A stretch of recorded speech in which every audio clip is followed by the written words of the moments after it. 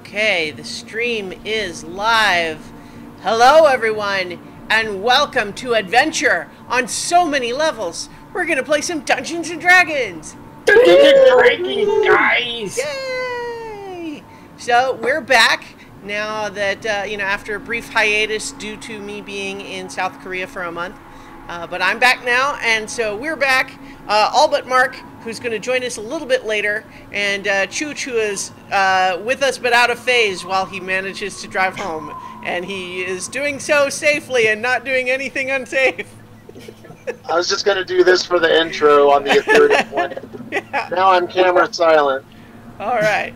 So as we are here, ready to rejoin this campaign already in progress, we've got a little bit of summing up that we need to do. Last episode was over a month ago, but it was a big one and shifted the direction of a couple of things. So you guys had made your way to the location where you expected to find Emerit Arboris, this incredibly old world tree of sorts that used to grant the ability to travel between planes, but something had happened to it.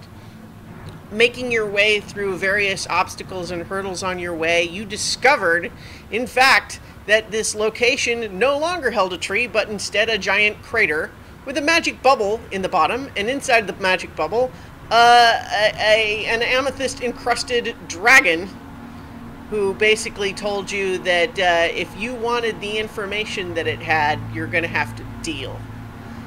And so, what was going to happen? It was uncertain whether you guys might try to fight or make a deal, or what was going to be the plan. What were you willing to give up in exchange for this information that you sought?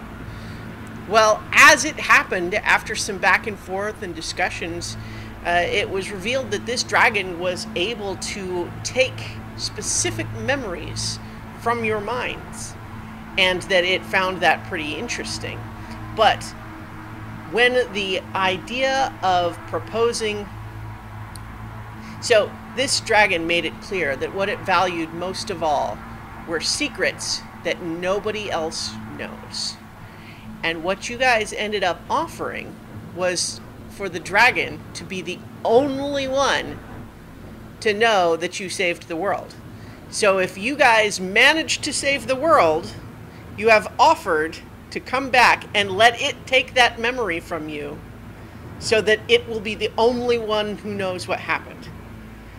But to make sure that you would come back, you had to sacrifice something deeply personal to you now so that you would come back later. And so Otterkey sacrificed his oath of vengeance, his motivation for becoming a paladin. Nira sacrificed her memories of her family and growing up on Mount Rashama. Cadence sacrificed her memories of growing up in the city around the tree. Ket sacrificed his ability to sing. Alaric sacrificed all of his memories before being trapped in the mine where you guys first encountered him. Amethyst, did you sacrifice anything? I don't think you did. It was more sacrificing not learning more about your past. Right. Yeah, you were willing to not pursue that. Yeah. So, in making this bargain, which was done without really consulting with Melicanth, who waited outside this magic bubble due to concerns that magical interference between different spells and artifacts could put the artifact, the stolen moment, in danger. You made this deal and learned some very important things. One is that there are ancient powers of law and chaos, and that many millennia ago there was one of the powers of law, known as the Caretaker, that watched over this tree. But then it was decided by the other powers of law that the tree and its ability to grant mortals the ability to travel between worlds was too messy and too chaotic, and they determined to destroy the tree and the caretaker as well. But the caretaker, by defying their orders to some extent, became rebranded as the Renegade and kind of blown up. So now the tree itself was destroyed, killed, but something that powerful can never really be destroyed completely. So what it was is the tree and the entire city around it has now been transported to the astral sea. And it's been sealed there, away from every other plane ever since. Until about 100 years ago, when apparently Amethyst, a former version of Amethyst, knowing more than she knows now, came and made another bargain with the dragon, which was to give her the opportunity to do something to try to save the tree, and then sacrifice her memory of doing so. And so as a result, she created the first of the fissures between planes that you guys have become very familiar with. But she created the first one, and it's a tiny opening that has allowed one small branch of the tree to emerge back into the material plane. You also, Alaric, his mysterious red metal arm, apparently belonged to the caretaker, and the caretaker's head was there. And after touching them together, now the arm is back with the head and not on Alaric anymore, forcing the need for a regeneration spell from Amethyst. So Alaric is now back to having two biological arms, and you guys are down the arm as a tool because it's now connected to the head, and the dragon didn't make you a deal to take the head with you, so that's the deal. So basically now you all have this plan that traveling to the astral sea to see if there's something you can do, because this plan to allow the tree to regrow through this fissure was supposed to work, but something is keeping it from working the way it was supposed to. And so you have to go to the astral sea, perhaps, to figure out what's wrong with the tree, how can it be helped, and perhaps if regrowing it could be accomplished, that would help to stabilize the universe from the fracturing that it has been undergoing. And that's pretty much where we left things. You guys had talked a little bit about that being the plan, but you had not actually made your way back up to speak with Melicanth and explain this whole plan to her yet. So I don't know that we need to role play the whole conversation, because I did just kind of summarize it. But here's an important question. What, if any, parts of that story are you keeping from Melicanth? Or are you just telling her everything? I don't see any reason to keep anything at this point. I vote for telling her everything. I think at this point, I mean, we've come this far, I might as well just tell her everything.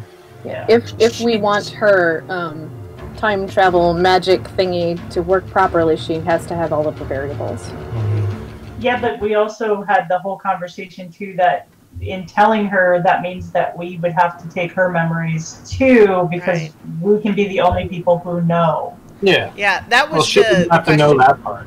Yeah, the question when we left was the fact that part of the deal is that you guys are going to bring everybody who would know what happened to save the universe, or eliminate them. So the point being, no one else knows what happened.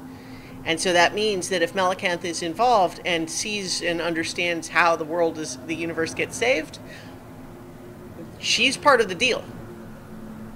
She might actually be on board with that, though. What, us killing her? No, just taking her memories. I mean, think about everything that she's gone through with this. Yeah, that's true. I mean, don't you could know. lead with that. Yeah, I don't know how she would feel about it, but it might be an opportunity for a fresh start. I don't know. So we could lead with that when we go up to talk to her and just be like, so, how would you feel about, not having to deal with those painful memories of your past? We could get rid of them for you. And Even if if she's it not on doesn't- board, then we don't tell her. Well, okay, so you're gonna tell her to see if she's on board, but then if she's not on board, No. okay. I say we go up and ask her, how would you feel about being able to get rid of your painful past memories? And if she doesn't like that idea, then we don't tell her. Well, if that's the plan, to lead with it in a kind of oblique way like that, I'll tell you that she will immediately ask what you mean. I think Of it might course. be a moot point because we're going to need her at the end of all of this stuff anyway, regardless of whether or not she comes along with us now. Just tell her everything.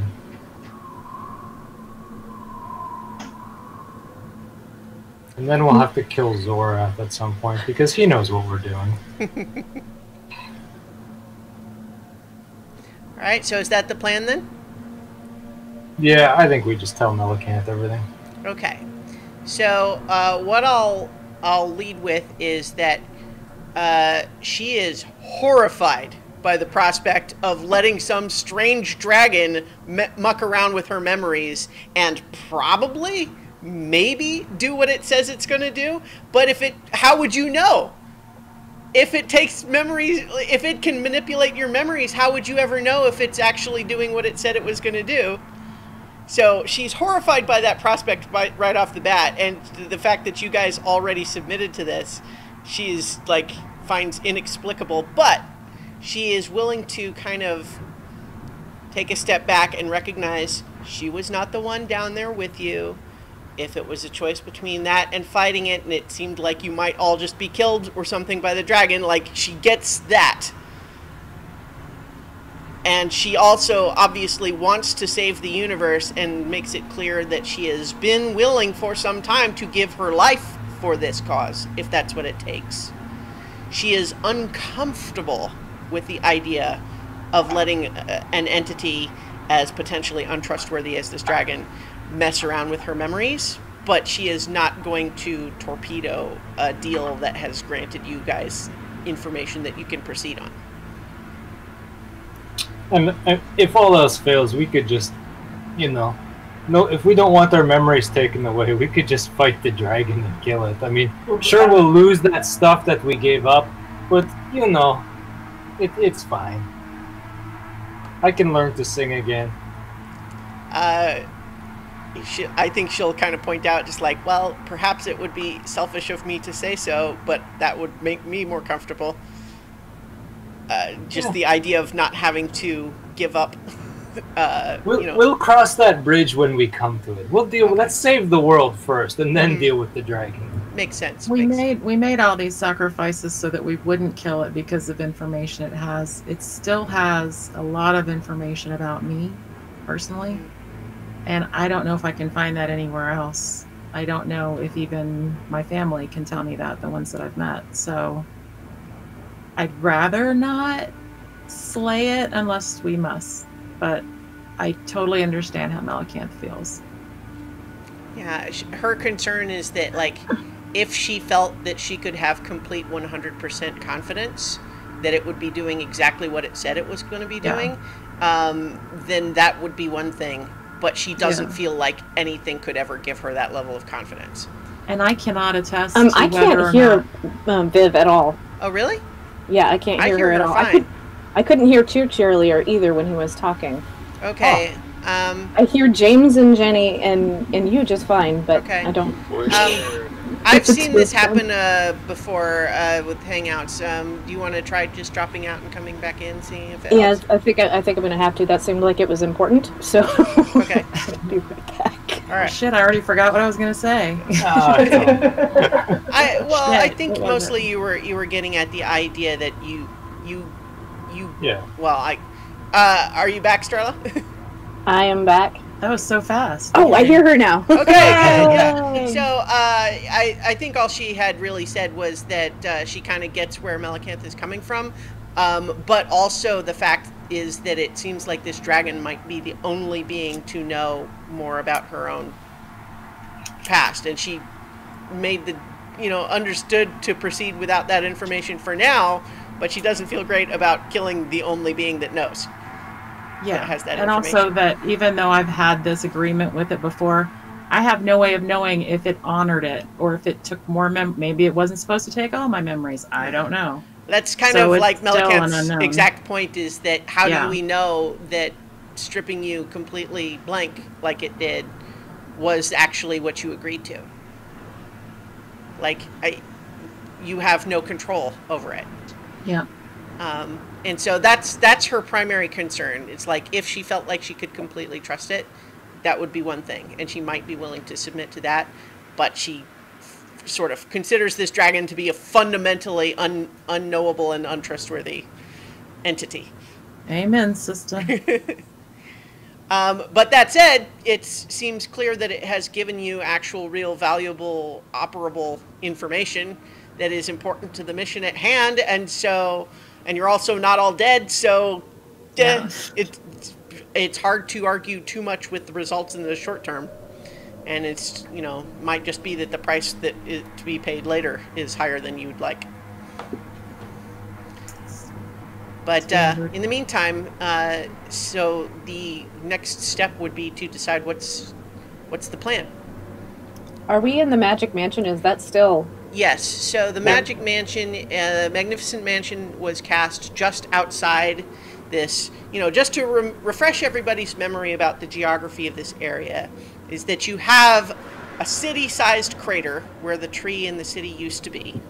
At the bottom of this crater is this magical sphere where there's all sorts of dimensional weirdness going on, and that's where the dragon was, and that's where the fisher was, and all of these things.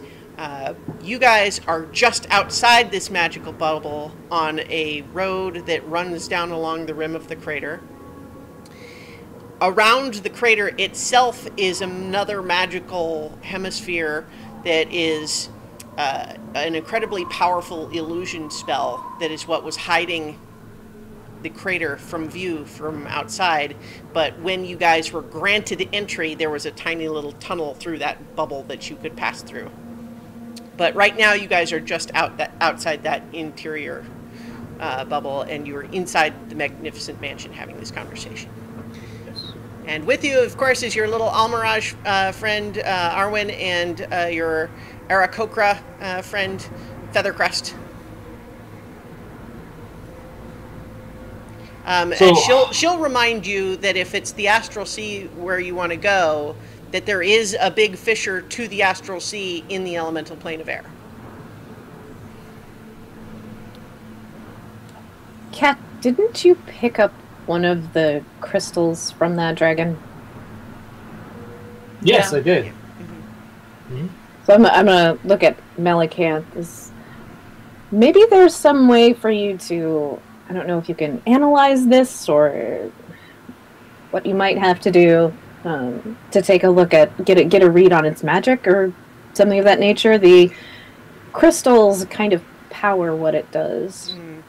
Was how I think it's how it explained it. I think that she will, do some preliminary, looking at it, and then based on the description that you guys bring up, she'll say that there are some extraplanar creatures who don't use magic in the same way that you guys are mostly familiar with, and they have a different sort of power, sometimes referred to as psionics.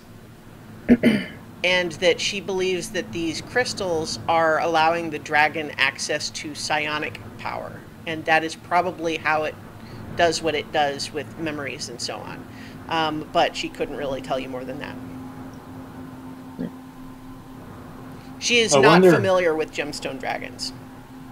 I wonder if we, for future reference, not now obviously, but once this is all said and done, and if we should choose to fight the dragon, if we destroy the dragon and all its crystals, will that energy be released and all those memories come back to us?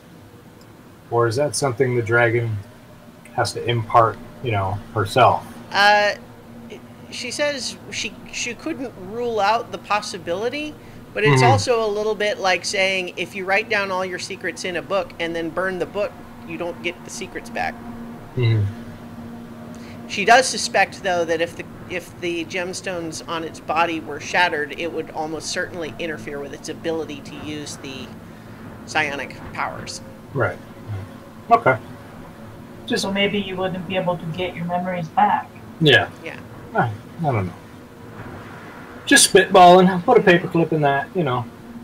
It's good to I think know. if we were able to crack a crystal, it would really notice it, not like it. Yeah. Hmm.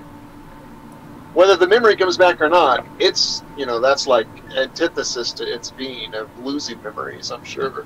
Hmm. Yeah. But if we end up having to fight it, that would be something to do to take some of its powers away from it.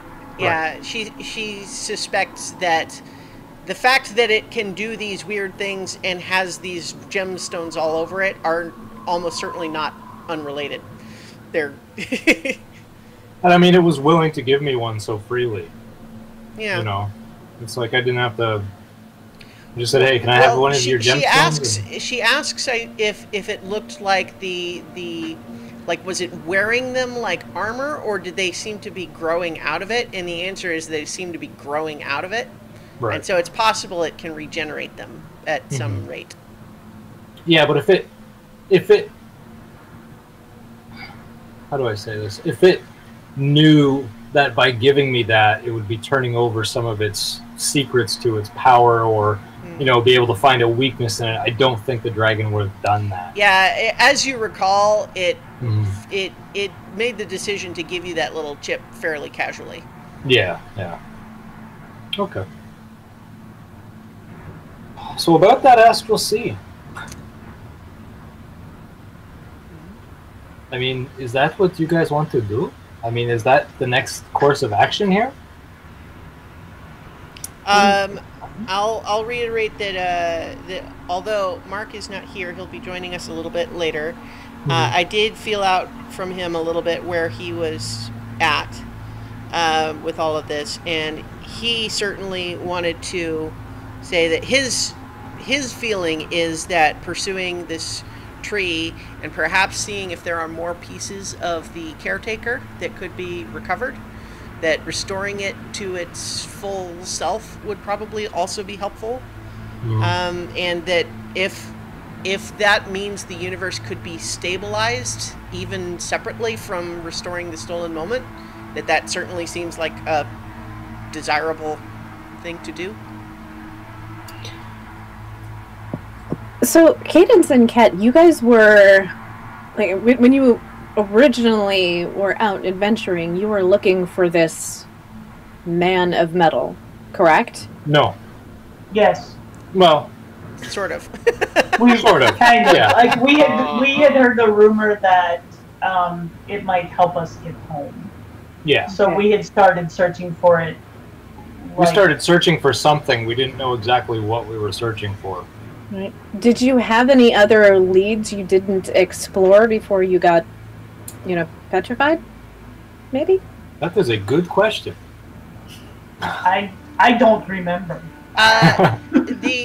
What you recall is that you had been traveling, these branches of the tree, and it had, to your current understanding, always been reliable, and you knew what you were doing, so it wasn't something just anyone could do, but it was reliable until it wasn't. And what happened at first was that you would start reaching places that weren't where you were intending to go, and then you just stopped finding those paths at all. Right. But in trying to figure out what was going on, you heard rumors that maybe there was this metal person who knew something about the tree. And it was sort of very vague lore, but you didn't have anything else to go on. Yeah. So no other leads. No, that was like the first one, and it was a horrible thing that happened. And now it's gone anyway. We gave it to the dragon. Yeah, but that doesn't. I mean, what if? Does anybody know? I know that there's magic you can use to locate objects. Mm-hmm. I wonder if we could do that, knowing now that we've actually touched a piece of this being. If we could use that locate object magic to try to find other pieces? So I think Melicanth will say that there are such spells, but they're a little bit more limited than you might be imagining. There are spells like Locate Object, but generally only has about 1,000-foot range. That's the one I know. Yeah, and then there's also Scrying, but Scrying can be finicky as well, especially if you're only sort of familiar with it. So, what about the Legend Lore spell? So the Legend Lore spell, I believe, has some significant material components. I'll just have you check before we go too far down that road. See, incense worth at least 250 gold. 4 ivory strips worth at least 50 gold. That's all it says. Okay, so I don't know that you just necessarily just have those. They are potentially attainable, but you don't like have them on you. Okay. Say. Well, my question is mostly because I would assume Nero would know if that particular spell might be useful, or if it's just like background information, or because what I'm looking for is any little bits of information that might point to another piece. Right. So the Melicanth doesn't know because that's not an arcane spell. That's I believe it's divine only. I don't think wizards can do that one. Yeah, I may be mistaken. But in any event, what you would know is that, from being familiar with the spell from, high priests that used it when you were young, which you don't actually remember the name or face of these high priests anymore. You just kind of vaguely remember you must have heard this somewhere. But it will definitely give you something useful, but you can't really decide what to have it give you. And sometimes it's a little bit prophecy-like in the sense that it can be poetic or metaphorical rather than literal. So the problem that we have with that then is that I would need certain components, and it's dangerous for us to go into cities and trading places right now. I can disguise us. It's true. I mean, if that's something we really want to explore, then yeah, I can disguise us. I mean, it sounds about as reliable as doing a scry. Do you really want to take that gamble when we could probably just try to do a scry first and see what we can come up with? Well, I'll tell you just right off the bat, I will give you more for a Legend Lore than I will for a scry. Yeah, I feel like, let's see, it has to be on the same plane of existence as us, or as me, anyway.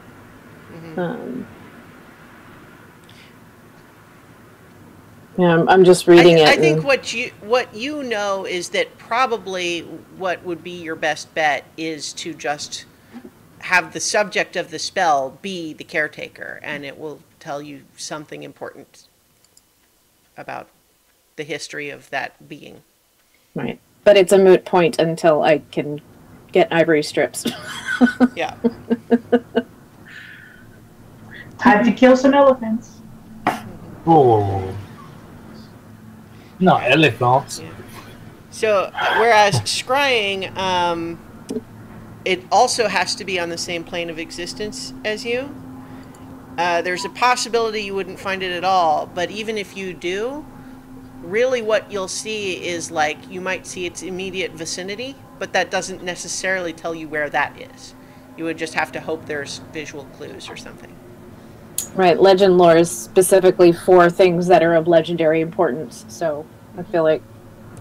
Now, that's not to say it's not worth trying scrying. I mean, Melicanth can do that. She has that spell.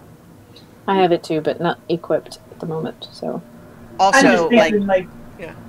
Before we go and do all this other stuff, maybe to try the simpler option first and see what we can do. See what happens, yeah. Well, because if you do that, there's pieces right down at the bottom of this hole, and so I Yeah. feel like it's going to point you there. Yeah. That's true. It's also possible that the tree might be able to tell us something. Mm. But we would have to go to the astral plane.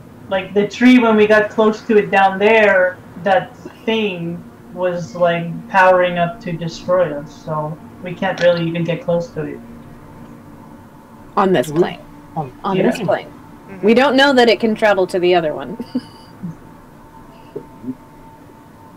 But it's a very small fissure, so I mean, to get to the astral sea, we got to go into the elemental plane of air, where there's a fissure to the astral sea in there. Correct? Unless Amethyst has been there and she can plane shift us. Only in astral form. Right, I and haven't been in Melicanth physical will form. actually add to that to say, traveling to the astral sea, there's actually another alternative because there is a spell known as astral projection, and the original party actually did that when they were in Villa Nocta with Archdruid Evergreen. They witnessed him cast the spell for them, and so that is a way of traveling to the astral sea in your astral form.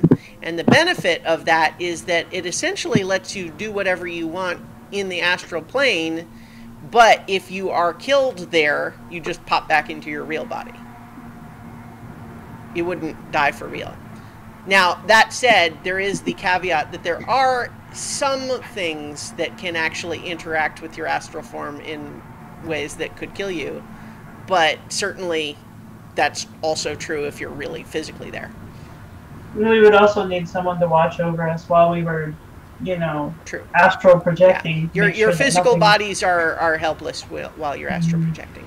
if we're astral projecting, can we do physical? Like, if we have to fight something, Yes, your astral. So does it function the same? only in the astral sea, your astral form can do all of the things that you could do if you were physically there.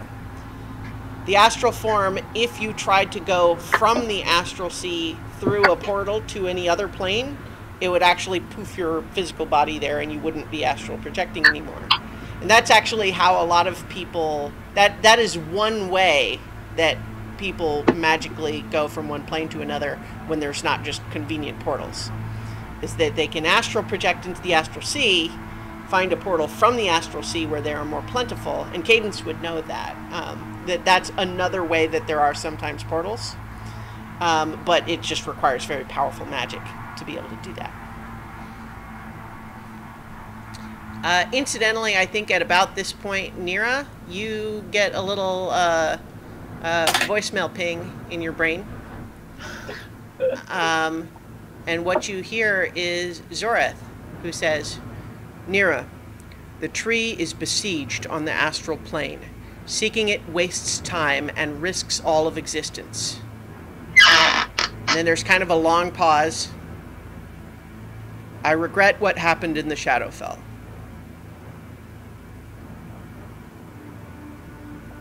I was not prepared for that.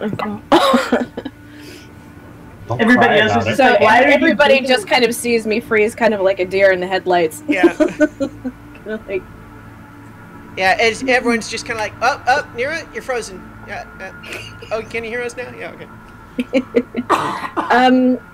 is that like a? Yeah, it's sending. So You can reply, but like only right away. Okay. I'll say thanks for the tip. See you soon. All right. There's not Who are you another talking reply. It's to? just yeah. Who are Okay. you talking to, Nira? You don't share that with anyone else? That's fine. You don't have to. Nope. Okay. All right. So So let's go to the tree, guys. Melicanth will point out that she does have her teleport spell. You know, that now that you've rested, she has her spell slot for that again. It will teleport. She can teleport you to anywhere she's familiar with on the material plane. But you kind of have to know where you want to go. Are there spells that like you have to have an object from that plane to go to that plane? Plane shift. Yeah, so plane shift is a spell that will let you go directly to any plane you want if you have a special tuning fork that is attuned to that plane. Oh, so it's not just like any random object or, you know, a whole person. No, the reason that, you know, one of the things that we addressed in the past was this discussion of how could you guys reach the Beastlands, because that was a question at one point, where what the Archdruid told you is that you would need some artifact from the Beastlands. And the reason he wanted that is because that's what would allow him to attune a tuning fork to that plane, and that would let you cast the spell. Okay. So on that subject, I think it's wise to, while we're here on the material plane, maybe figure out the metal tuning fork to return. And Archie has smithing tools, I think. Yeah. So, so the rule for that, what I actually spoke with Viv about this offline. Just the tuning fork in question needs to be made from 250 gold worth of metal. But if you want to just make one on the material plane, that's all you have to do. Metal from the material plane that you make into the tuning fork on the material plane is automatically attuned to the material plane. And so if you make that tuning fork here, then when you are on any other plane, you can plane shift back to the material plane. And it's not used up when you cast it. You have it, and then you can use it as many times as you want. Yeah, I can still do that. I feel like we've got so much loot that we've gathered from everything that we must have something. We never sell or get rid of anything. We're like pack rats that way. Did Alaric take anything with him from the...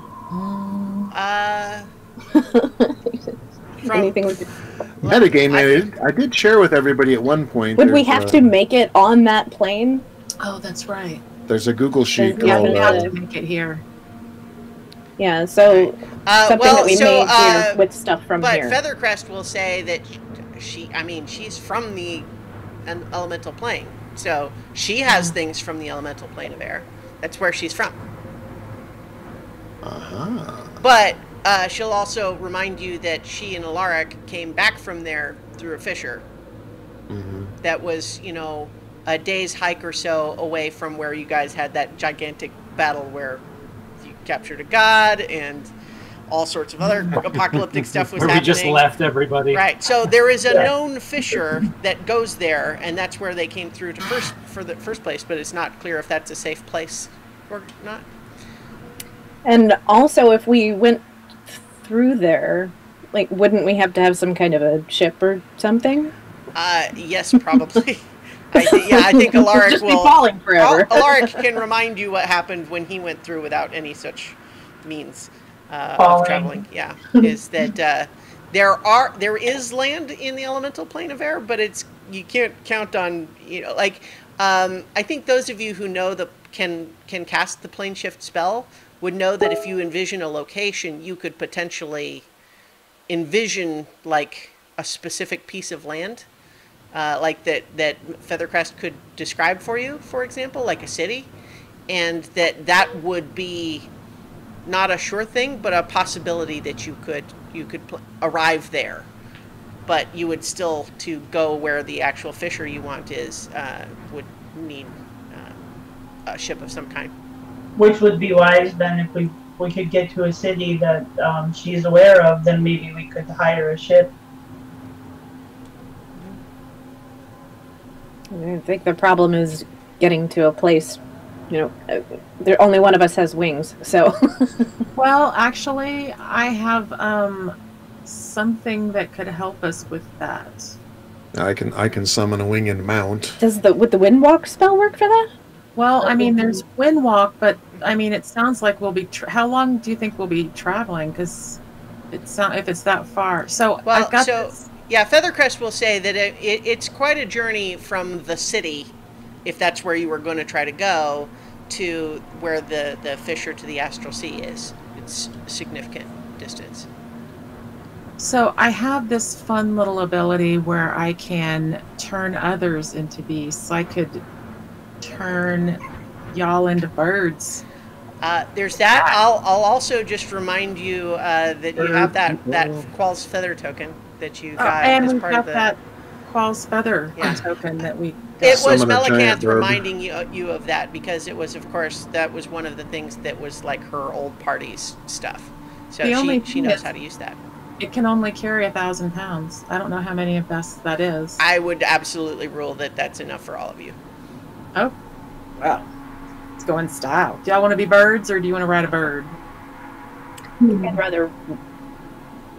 I've never been a bird. I've never I been feel like this is going to Well, offend polymorph Feathercrest no matter what I only lasts say. an hour, though, right? Well, this is not polymorph. This is animal shapes. Oh, okay, yeah. So that's And it's concentration. It lasts up to 24 hours. Oh, okay, that's cool. If anything, I mean, that could at least give us, we could fly to a city in that form. Yeah. And we'd be in disguise. Yeah. Yeah. Mm-hmm. I just look at Cadence and say, if you're a bird, I'm a bird. Bird for a day. Verb is the verb.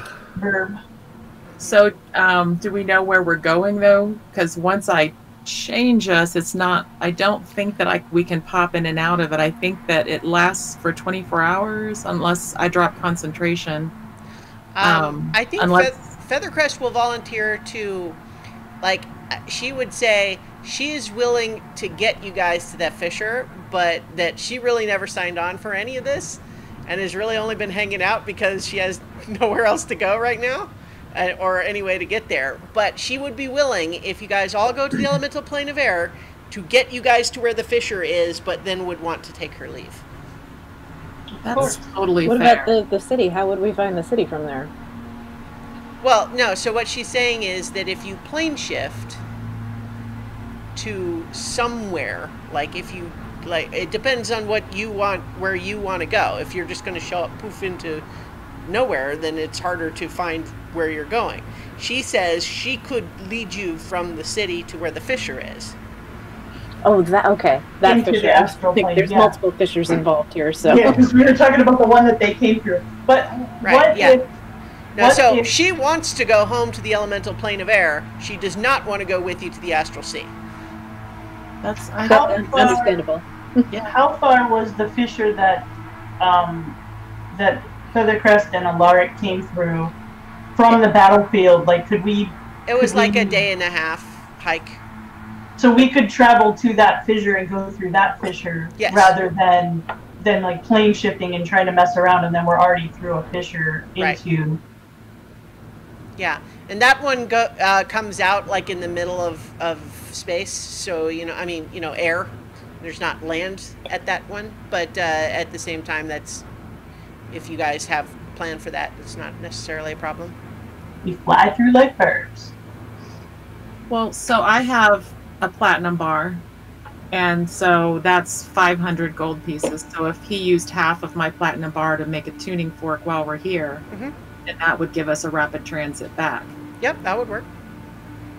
Archie, would you mind? Happy to.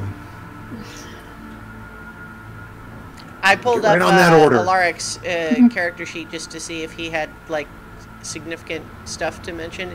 He has the portable hole, and the rest of his stuff is mostly just like combat utility items, but then and not much currency. But you guys haven't really dealt a whole lot with currency anyway. Yeah. I think most of mine got spent on that armor. Yeah, and we broke, pulled. so. Yeah. Well, this hasn't really been a very currency-focused campaign. Yeah. So is that what we want to do? Is make the tuning fork and then go to the fissure that they came through? Well, and so, I mean, what Melicanth will tell you is that if we lost someone. Looks Starla. lost Starla. There she is. What Melicanth will tell you is that obviously she knows how to teleport to where that battlefield was because that's how she found you after all. But if Alaric and Feathercrest were to describe where the fissure was, she could probably get you even closer to it than where the battlefield was. If you Let's don't do that. Yeah, let's right do into the middle that of where the because battlefield was. yeah, we don't even know like what's going on there right now. For all we know, there could still be a battle raging, or everything could be in smoldering ruins. Let's just get as close to the fissure as possible. She'll suggest Yeah. that you wait until you're outside of this illusion bubble around the crater, though, just because she doesn't want some interaction with whatever that is to mess the targeting up. Because even when it's not a permanent teleportation circle or a place that you have seen yourself, the risks of potentially ending up somewhere else are higher, and so the fewer variables you can have, the better, she says. Makes sense. All right. So is that the plan then? Do you head up out of this crater, make your way out, teleport as close as you can to the fissure? Yeesh. And Yeah. the tuning fork. Oh Yeah. yeah. Yeah, So the tuning fork. if you're gonna make the tuning fork with the smithing tools, that's gonna take several hours at least. But you can Mm-hmm. just That's hang out fine. if you want. All right, well, I think that Short You know, rest. yeah. I wonder. I'm trying to think. As far as the timing of, I think probably by this point your magnificent mansion that you had cast the day before is probably getting close to done. Because you guys had a long rest and then all the stuff with the dragon, and then you've been having all of this conversation. Quick, everybody, grab a drink. This thing's about to disappear. Grab a pitcher. Take a bottle. I'm gonna go roll Don't around. take it with you. You got to drink it all now because if Yeah. you leave the mansion, it disappears. It's a no open container rule. I just showed it Nero. Chug, chug, chug, chug. Bottoms up. So I think that I'll allow that for. Well, actually, okay. I think that without having like a workshop of some kind, that it might take you longer, Chooch, because you're gonna have to like make a. If you want it to be like a tuning fork, you have to like have a mold or a cast for it, and that's not trivial. Like even if you've got like the Yeah. hammer and a bellows and tongs and that sort of stuff. Would a tuning spoon? I'm not sure you can just do it like on the side of the road. That's fair. Tuning knife. Is that the kind of thing Yeah. that could be built into a magnificent mansion?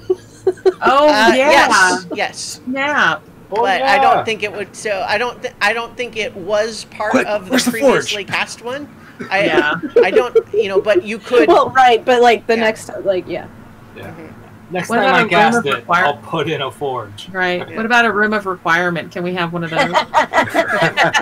Well, technically, yes. I think the point, what it is essentially is when you cast the mansion, you can put in it whatever you want to be there. Right. But you have to decide when you cast it. You can't change it afterwards. All right, so next time I cast it, I'll check with everybody first to see what you want. Mhm. You want the little tea garden? I'll put that in. You Maybe know, some you nice ivory decorations. You let me know, but I'm keeping the shady AG just so you know. So Melicanth hands you discreetly a list of changes she would like to see made to the decor in her bedroom. okay, She's polite about it. Well, duly since noted. you're asking. Really, pillows? Okay, fine, whatever. All right. So, is the plan to go ahead and like to hike out now? I mean, where do you guys want to be? Okay, so how about we? Like, I you got think the if we're tuning. Yeah. If we're gonna do the Magic Mansion again, don't do it where like nearby where the battle was. I think that's a bad plan. No, we're not Let's doing not it. go there till the last minute. Oh yeah, we're done. The tuning fork is gone. So now we have to hike a bit to get out of this little bubble that we're in, Right. and then Melicanth will transport us as close to the fissure as possible, and Right. then we'll go through the fissure. Right? Yeah. Since Okay. she knows where the battlefield was, and Alaric and Feathercrest can describe the journey to where it was and the location. They can, you know, describe it. She can attempt to teleport you to that place, and literally there's like a percentile roll to see how well Can I it ask goes. if there's any trees around before we zip away? Any trees? There's not any trees right around where you guys are here. There are trees in the area where the fissure is. Yeah. So there aren't any trees that we could come back here easily to this. No, the nearest tree to where you guys are now is the one back at the oasis. Okay. And I was up on that tree. Yeah. Yeah. You You in the desert, added it as a Cool. favorite. She bark-marked it. Ew. Barked it. Amethyst peed on the tree. In any case, you guys making your way up out of the crater. Then is that's what you're playing? Yeah. All right. Yeah. So you guys make your way up out of this this road that runs along the crater wall. You guys are kind of on your guard because of the the various critters and undead things that attacked you on your way down, but fortunately none hassle you on your way out. So I described this this enormous illusion that surrounded the crater from the outside was designed to look like the city and sort of a spectral tree were in place rather than the crater, but otherwise you wouldn't see a bubble of any kind.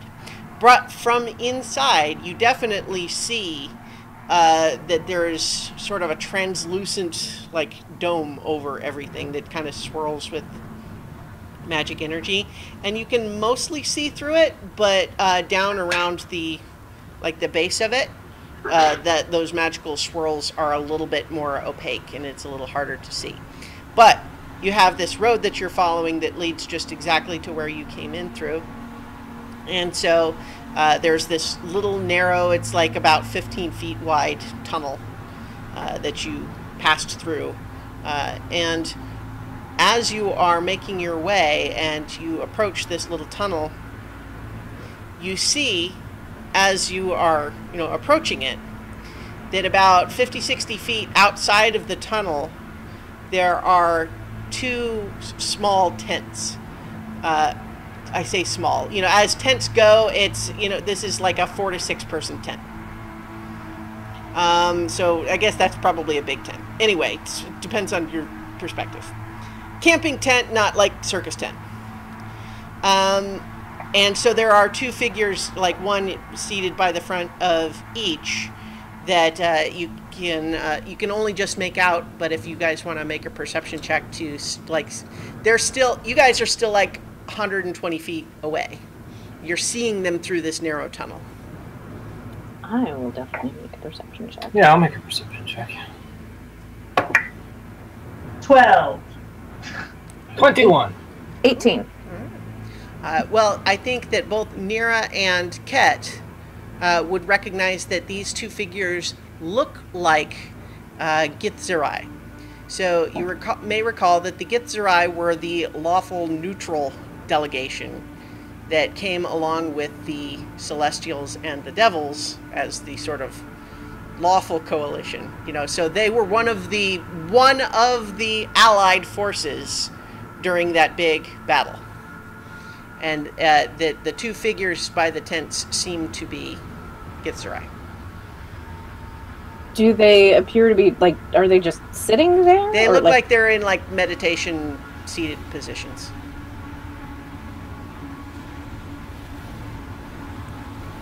Okay. The two tents are very clearly positioned as though someone is waiting for you to come out of the tunnel. How do they know that the tunnel would just magically appear right there? Bird? Let's I go wanna find be out. Yeah, let's go. All right. So as you guys get a little closer and you're actually, at the mouth of this tunnel. So right now, as I mentioned, this tunnel is about 15 feet wide and runs about 25 feet through this illusion shell. and the tents are like 50, 60 feet beyond that. But as you get that close, the two Githzerai both stand up and approach a little bit closer, standing on this sort of this ancient, stony road, and they just stand there and kind of wait patiently. How goes the battle, men? So you're like 60 feet away still? Are you like shouting out from that How distance? goes the battle, men? We would very much like to discuss that with you. Oh no. Carry on! I don't know, I just keep walking. Okay. So are you guys just... I mean, you guys tell me what you're doing. Preparing for a trap. I will lead the way. Melicanth is definitely wary, but she's kind of looking to you guys because, you guys seem to be the ones that know more about what this is than she does. Remember that big battle that you popped in to whisk us away to the desert? These guys were our allies, sort of, for that. We got the god in the bottle. Who were they fighting again? I don't remember. Everyone. So you sent them to fight the Lord of the Hunt. Ooh. Well, they're still alive, so that bodes well. Well, two of them are. Yeah. There's 2 tents. I mean, there has to be at least 5 of them. That's Yeah. Let's go find out. You only see the 2 that are like standing on the road waiting for you, but the tents are not positioned so that you can see what's inside them. They're like 60 feet away still. Think about approaching a camping site. You cannot see into people's tents from that distance. I approached the soldiers. Yep. Yeah. Let's go have a chat. All right, everybody approaching. Yeah. yeah. I need to get out of this tunnel. I think I'm going to motion to Melicanth to maybe keep back a little bit, just in case. Okay. Well, like how far back? She's going to kind of defer to your judgment on this. 10, 15 feet, maybe. Okay. Just a little ways back, like enough that she could maybe hear, but... Yeah, okay. Alright. So I think that you guys are making your way out through the tunnel here, and you notice that these Githzerai are, they're kind of monk-like. You recall this from before. Neither of these is the specific one that approached you and had conversations with you before, but they're very much dressed of a piece with that one. They seem like maybe not quite as ancient. There's one that's older, and it's got the kind of the long beard, but not quite this air of timelessness that other one had. The other one seems like he's a little bit more spry, kind of warrior monk-like. And as you guys are getting a little closer, they're smiling as they greet you and says, "Good. We had hoped that we would be able to discuss with you everything that happened in that battle and the plans to proceed." Insight check. Okay. Go ahead and roll that insight check. 17. As you guys get closer and you're looking, Ket, you realize something's not quite right here. There's almost sort of like a little bit of a gleam behind their eyes that suggests something more than what's going on, what would seem. And that's where you hear Melicanth suddenly just go, hang on, I have to do some rolls here to see exactly how this plays out. Okay. I hold up my hand military style for everyone to stop behind me. Are they humming too? So Melicanth starts to say, "I've got a really bad...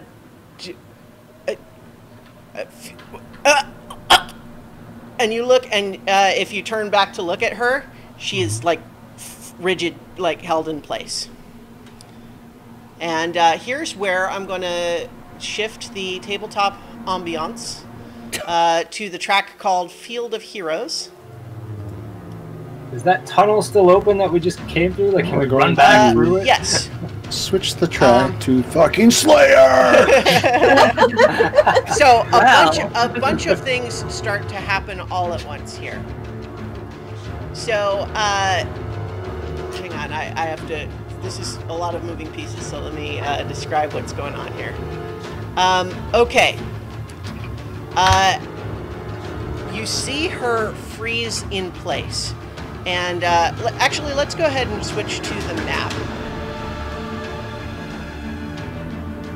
Okay, so here are the two Githzerai tents. As you can see, let me see if I can shift this a little bit this way. So Melicanth was a little bit behind. You guys want to tell me kind of like where the rest of you were sort of all standing? I was up front. Okay, yeah, so we got... I was hanging back a little bit. Okay. I think Alark would be kind of in the middle of the pack. Yeah. Feathercrest may be back with Melicanth a little bit. Yeah, I'll be up there with Ed. Is that kind of Yeah. like a Cool. loose sparsing position there? Okay. So, as previously mentioned, Melicanth starts to say something, and then her voice cuts off, just like, and she is clearly frozen in place magically.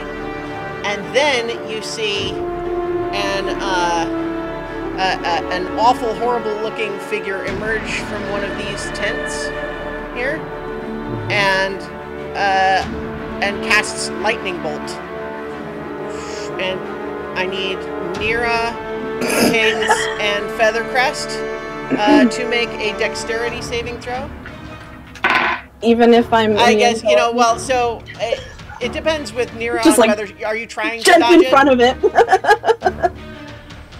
I'm gonna jump. I'm gonna shield Ket from it, so it for sure does. Well, you can't do that. What, dexterity save?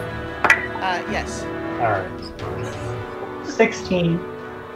23.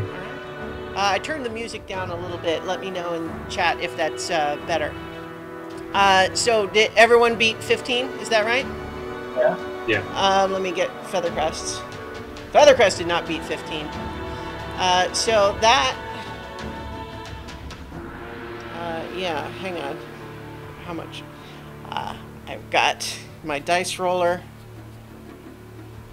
Oh, hang on. Do we have a mark? Okay. Sorry. Hang on. I got like a spam phone call right in the middle of some of this, and it messed up where my phone's screens were set. Okay. So, lightning bolt. 8d6. Okay, so those of you who succeeded take 13 lightning damage. Obviously, Nira, you know, you are immune to lightning damage due to your Tempest's Cleric special powers now. But Feathercrest takes the full amount, which is 26, which she does not look great after that. Okay. So she gasps in pain, and then more things happen. All right.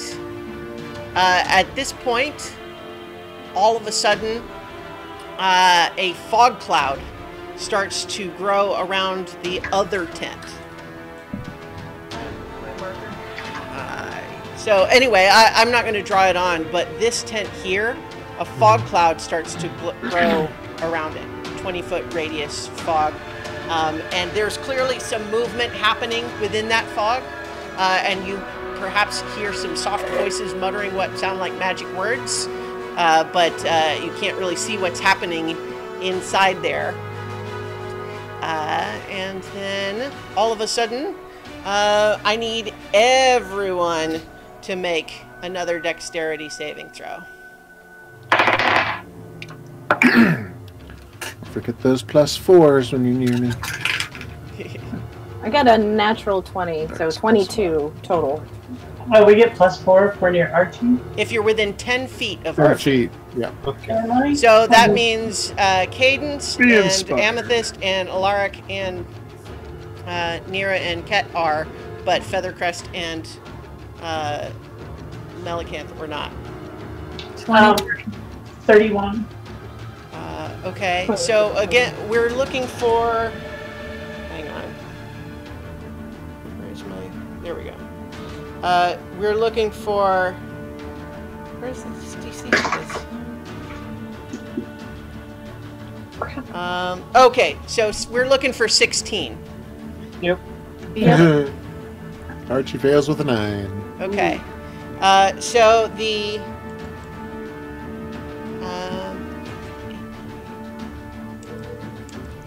Okay, so if you succeeded, you take 22 piercing damage as suddenly the sky suddenly is shadowed with this cloud of giant arrows raining down on you.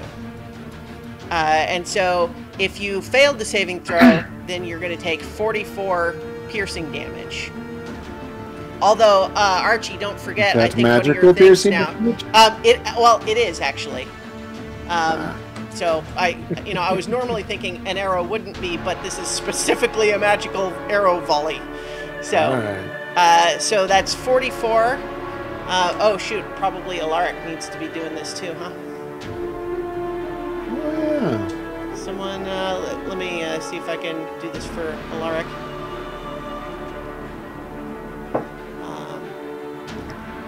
Right. So let's get Alaric's character up here, and he gets +4. So he rolls low. So yeah, he's taking the full amount. Yikes. Does anybody have Dispel Magic? Yeah, I do. Where's waiting your for- magic on Melicanth? I'm there? waiting for initiative, so. Yeah, me Feathercrest, too. I've got- Feathercrest goes down. She's unconscious, and Melicanth takes the full damage because she's paralyzed and can't even try to move.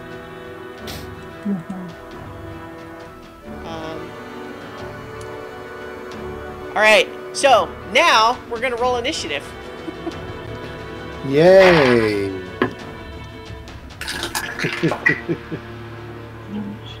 It turns out this was trap, you guys. No! Really? Hey. Yeah. Should have prepared better.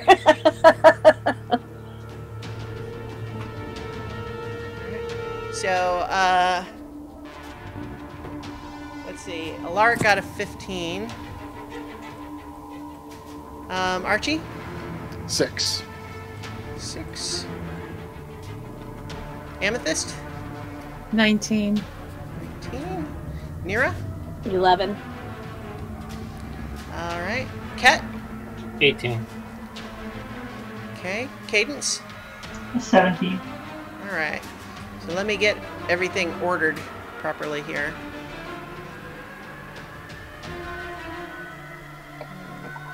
Is the health bar thing on the Twitch? Oh, screen? you know what? I don't think I have that turned on right now. Let me, That helps me immensely. yeah. No, I like it too when I remember to have it turned on, so let's do that. All right. My extensions. Activate. Set. Okay, so I think it should be on there now. It might take a little bit, but okay. So let me get everybody's. I've got everyone's initiative, but my little notes here. I need to put everyone in the right order. Let's see. Health points are up.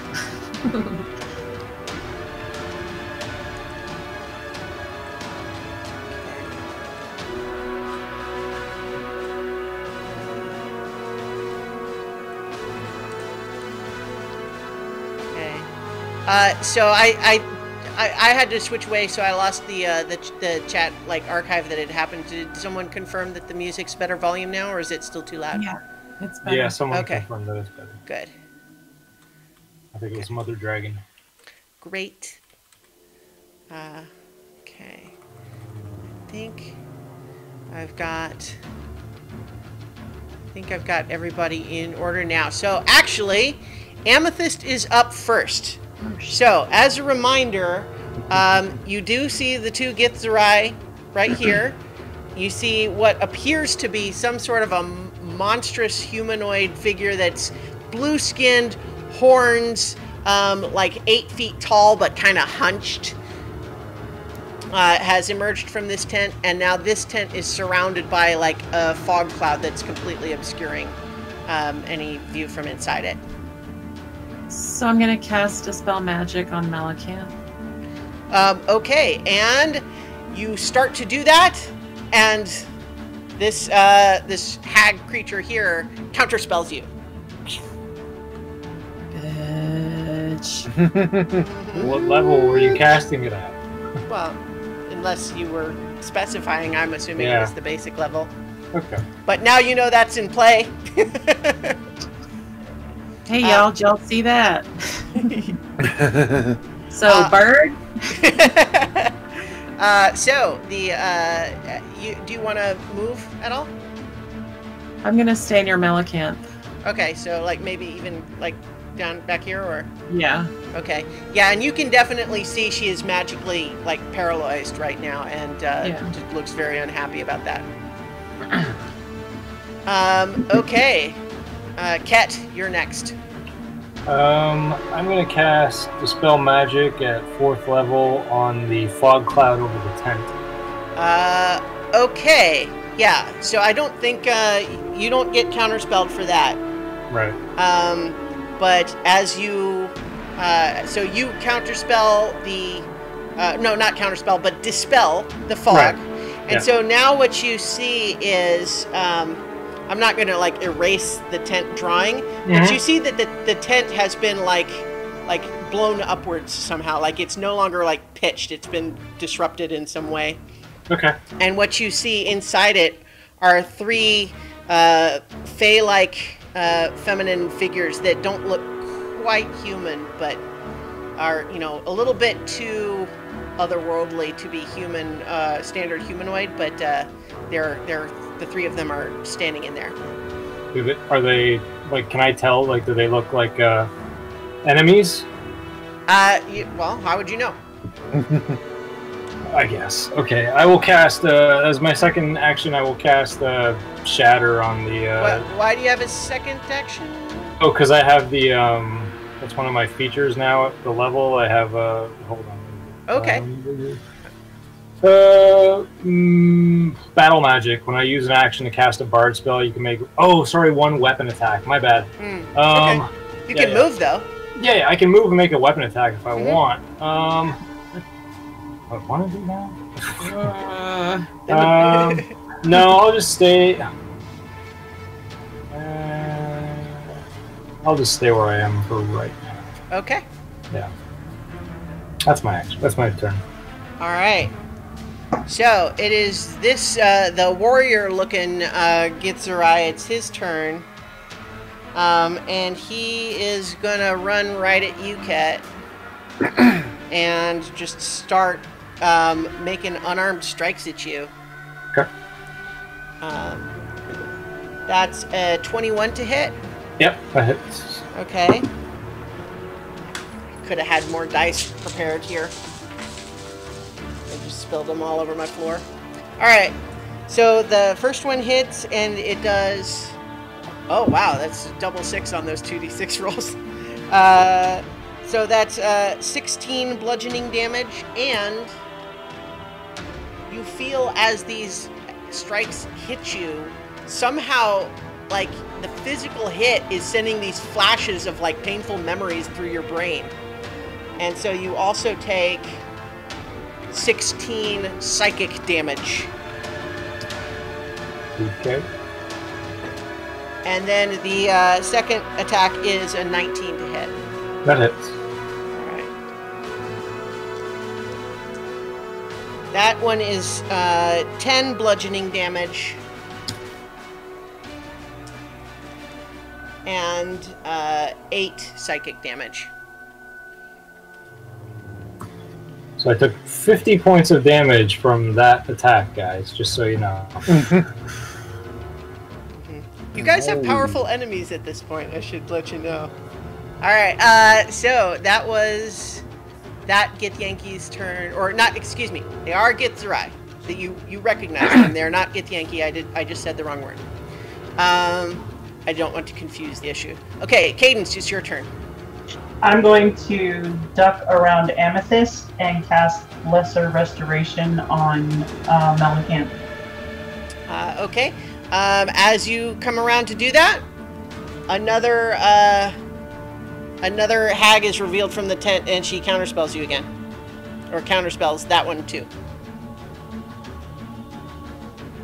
Okay. That's my turn. All right. Okay. Are you gonna move? So you're staying here, like you're not gonna move around or anything? Is this? I moved around Amethyst okay. so that I was close to her, so I'm on the other side of Amethyst now. Also, just as a reminder, in case anyone's forgetting, I mean, obviously you're in danger. There's a lot going on, but yeah, Feathercrest did go down. She's unconscious. Okay, so that makes it Alaric's turn now. So let's see. Do you guys have a preference on what he's ought to do here? I mean, I can have him just charge at, he's gonna maybe come around here and, I don't know, he's not hidden or anything, but, he's gonna maybe come around and, attack this guy that's, engaged with, he's gonna flank this guy that's attacking Ket. Mm-hmm. He's attacking with advantage, and I'll grant him, sneak attack, if he hits. So, that's a 26 to hit, which definitely hits. And that's with his Dragon Tooth Dagger plus sneak attack. So, this is a complicated battle. I have to run extra characters too. Okay. So that's 9 piercing damage plus, what's his sneak attack right now? Another 3d6.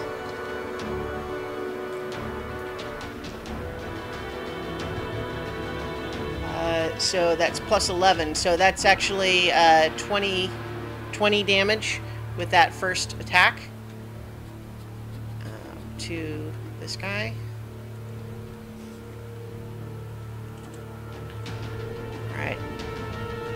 And then that was with this dagger that also, I think, does a thing. No. Oh, yeah, it actually takes another 1d6 acid damage, and that's a 6. So that's another 6 damage to that guy. With this dagger, I stab. Yeah. And then he gets to make, he makes another attack with the same dagger, but no sneak attack on this one. So that's a 19 to hit, which also still hits. And that's another 9 plus 1, so another 10 damage to that guy. So he's done some significant damage to that guy too. He is definitely hurt, injured, but still very up. Okay, that was Alaric's turn. It is Melicanth's turn. She is paralyzed, but gets a chance to make the saving throw to resist the hold person. And she actually has advantage on those because of magical resistance. And so she makes it. That is her entire turn, but you see she is now broken free of the hold person. All right. That was Melicanth's turn. Nira, you're up. I am going to dash back to Feathercrest and boop her with Spare the Dying. Okay. Are you coming around like back here? Sure. Okay. Spare the dying. She is stabilized. Boop. She's not gonna die. Mm-hmm. It was like, somebody get us out of here. All right. So Melicanth will definitely say, I need everyone within 10 feet. Noted. Okay, so that are you taking any? That's your turn. I think so. Well, I can. Let me see. Let me check this real quick. I lost the Twitch stream. Okay. I'm just making sure like nobody's like gonna die immediately. Yeah. Okay. It's fine. All right. So at this point, you all hear above you, especially that you hear a sound that sounds like something moving through the air, but you don't see anything. But then, appearing out of apparently thin air, we have a natural 1, so that misses.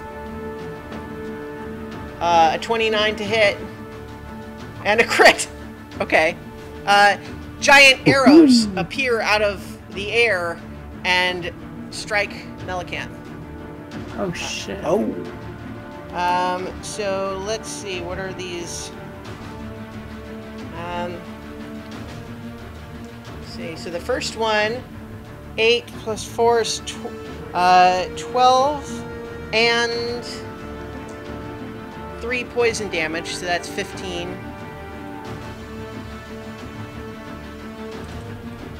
And then the second one is a crit, so 6, 15,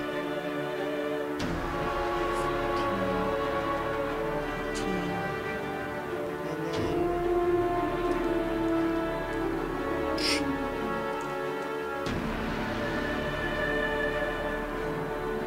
so, and that's another 29 damage. So, you guys see Melicanth is not unconscious, but she's pretty hurt. She is like really low, not looking good at all. And those arrows emerge from out of nowhere, but then you hear sort of a, and then you lose whatever that was.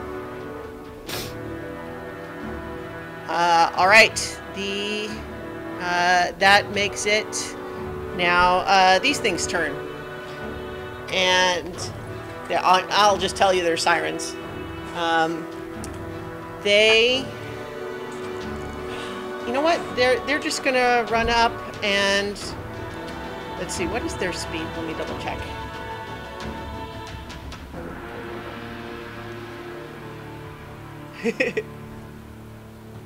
Sorry, this is complicated, but I spent a lot of time creating an actual trap for you guys and not just randomly adding stuff.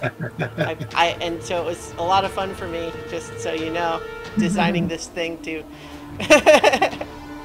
Punches in the face. Yeah. It's like, how can I kill everybody? No, not really. That's not what they're trying to do, even. Okay, so they have 30 feet of movement, so... Yeah, okay, they can do that. 5, 10, 15, 20, 25, 30. Okay, so this one's going up to Cadence. This one's going up to Archie. And this one's going up to Ket. And they each just try to, they just run up and they're just touching you. And it's actually a saving throw. So I need Otterkey, Ket, and Cadence to make an intelligence saving throw. Intel. 12. 12 is a fail. 15. 15 is a success. Can I counterspell whatever they're trying to do to me? It's not a spell. Okay. Sorry, intelligence saving throw? Yeah. 6. Yeah, that's a fail too. So the two of you that failed take 17 psychic damage, and you are stunned. Currently stunned. So basically, as the two of you that are contacted by this thing, suddenly you're just like, just kind of your eyes go glassy and you're just standing there. Stunned is what you are. Stunned, I say. So, stunned creature can't move. You're considered incapacitated. You can speak only falteringly. You automatically fail strength and dexterity saving throws, and attack rolls against you have advantage. Can we cast? So no. we can't do anything. Okay. Can't take actions or reactions. All right. Stupefy. That is the siren's turn. Feathercrest would make a death saving throw, except she's been stabilized, so that doesn't happen. So now you see one more hag comes out of that tent. So there are 3 of them. They have different initiatives. No, they're all 3 the same. They counterspell as reaction. Oh, they were It's their reactions, turn. right? So it's their turn now. And so they are. Where's my? Here we go. Have to make sure that they have the right number of spell slots because they've done a bunch of things already. Okay. That's at 0. That's at 1. Okay. One of them... Actually, okay, so... Yeah, no, all 3 of them are doing this. I need a wisdom saving throw from Otterkey and Mira and Amethyst. 28. Yeah, that's a success. It's a 17 for me. Okay, 17 is also a success. 23. Okay, yeah, you all succeed. So that means that nothing happens. And they're really annoyed that they just used... yeah, so... they start cursing towards each other and then slapping each other. Like, that was your fault! No, you did it! That's what you get for fucking counterspelling everything. Yeah. Okay, Otterkey, it is your turn. I'm going to reach out and touch the cat. Okay. With my cleansing touch, which will removes one. Says remove one spell. I guess spell effect. I think.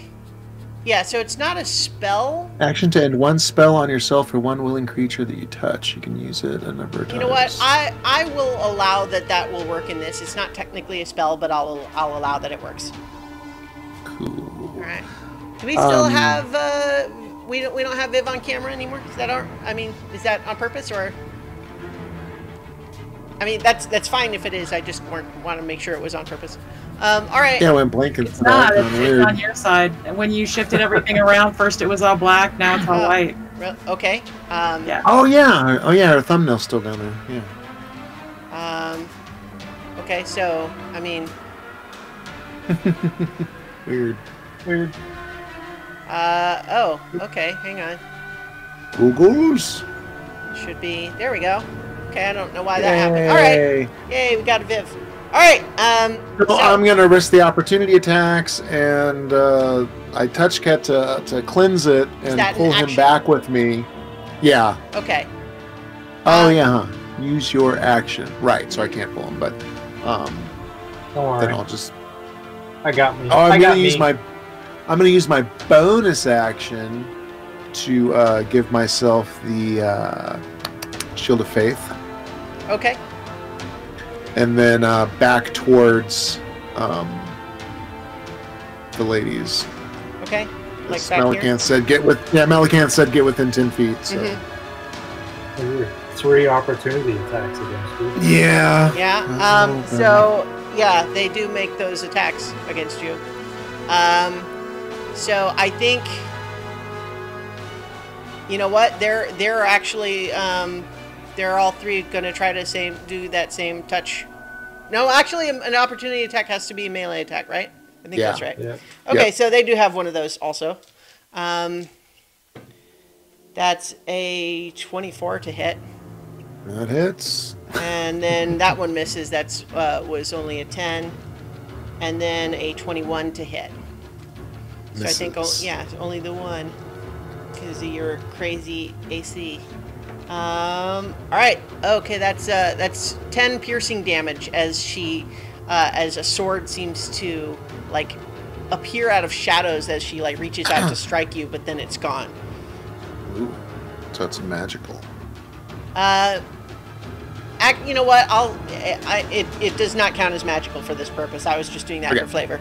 All right. Right on. I don't want to cheat you out of an actual mechanical feature. Yes, yeah. All right. I'll go ahead and do my Hellish Rebuke and do 2d10 fire Okay. retribution. Does she not get to? She gets a saving throw, then, doesn't she? Dexterity, I think. Oh, yeah. Dex 17. She does not make it though. That's only a 9. 8 points of fire damage. Oh, wait, sorry. Yeah, 8 points of fire damage. Okay. She takes that 8 points of fire damage. She says, "Ouch!" And then she does a little pouty like. All right. Now the other Gith is doing his thing, and he, I think, is going to go up to Alaric there.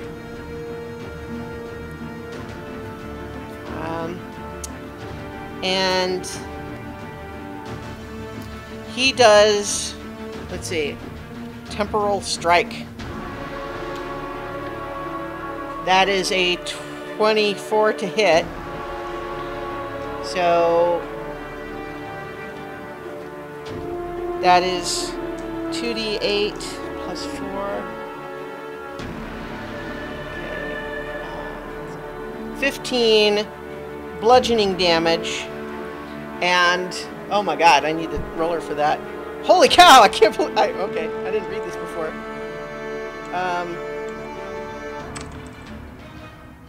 Wow, really? Mark, you're dead. Yeah, well, yeah, so, how much bludgeoning did I say? It was like 14 or something like that? And then 60, psychic damage. Damn! Yeah, and he is unconscious. You see him, like, start to fall, and then he disappears. His body vanishes. What?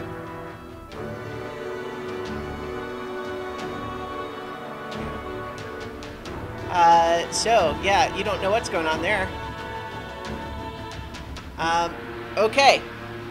That is that guy's turn. So, we're back up at the top of the initiative, Amethyst. But where'd he go? That's a good question. Um, I'm not trying to kill Mark. Smart I enough. She think says, you don't kill are. Mark before Mark gets here. Okay, so I hadn't read that guy's ability carefully, and then he rolled high also. So, ooh. all right, hopefully we'll have Mark soon, and we can let him know that he's unconscious and missing. Missing. Welcome back. You're not here. Yeah. Okay. So, but Amethyst, yes, it's your turn. I think I kind of need to cast, since we aren't going to be able to bolt away with Mark missing now, I'm going to cast Mass Cure Wounds Okay. for... Oh, that's all?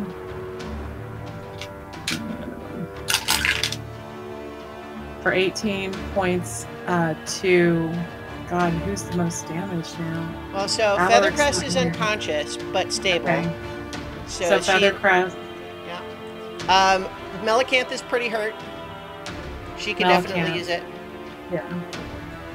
Okay. I'm down to Okay. 24 hit points, so I can use it. Yeah. All right. So Alaric would be probably if he were here, but can't see him. Avens and Otter Key.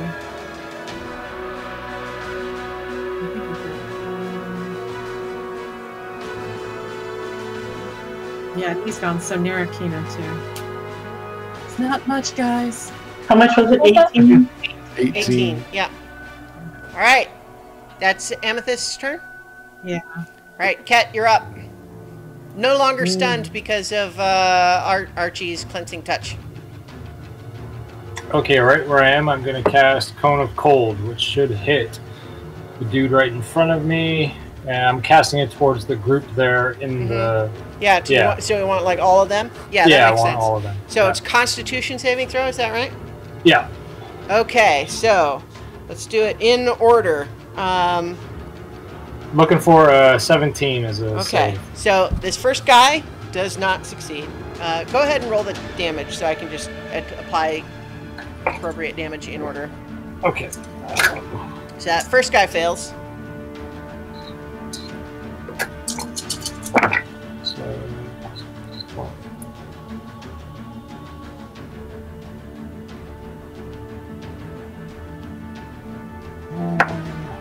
42 points. 42. Okay, that guy is almost down. Not quite, but he's very hurt.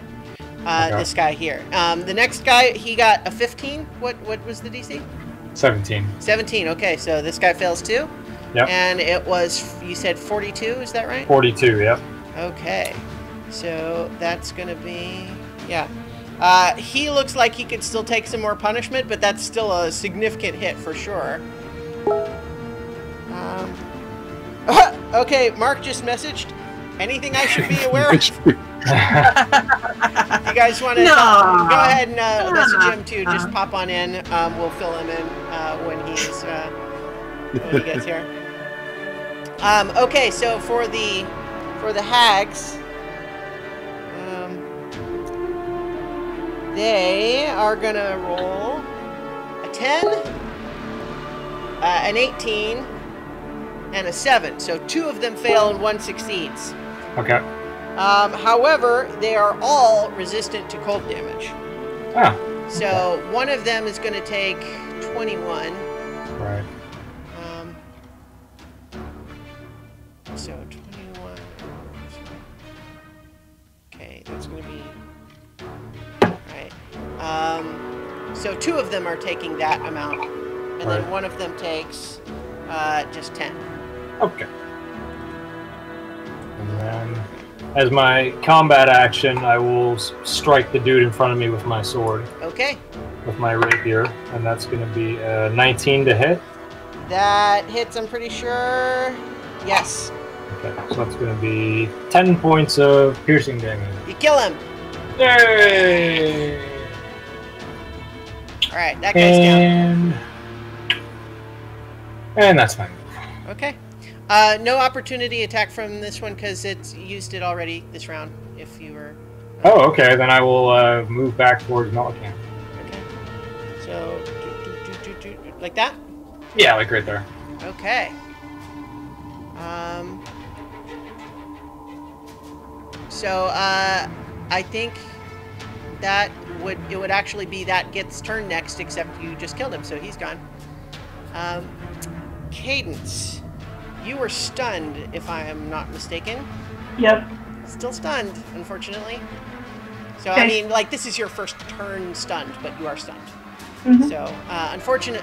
You can speak haltingly, but that's it. I'm just stunned. I'm not gonna say. Yeah. I'm stunned, speechless. Mm-hmm.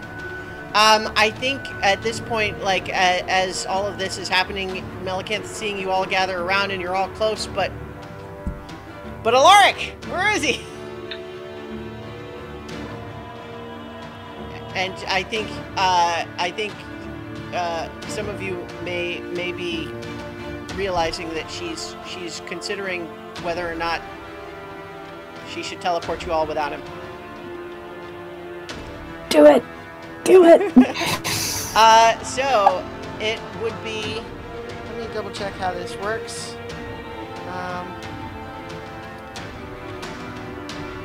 Okay. Yeah. So it would be Alaric's turn. Oh, hey, Mark. Welcome. So let me catch you up here. You are all on your way out of the crater to enact your plan, which was going to involve going to, teleporting to where the fissure was to the elemental plane of air, and then you can kind of make your way gradually from there to the astral sea, and that was sort of the general plan. But you got ambushed on your way outside of this big magical dome, and you're fighting. It seemed like it was initially led by the Githzerai that were your allies in that big battle before, but something funny is going on for sure. It's not really been definitively established what the motive here is, but it's serious business. And not only were you knocked unconscious, but as you were falling, you disappeared. Poof. That's just so typical me. All right. So the problem is now, Melicantha was telling everyone to gather around her so that she can teleport you all away, but you're gone. Where are you? So sounds like a good plan. Yeah.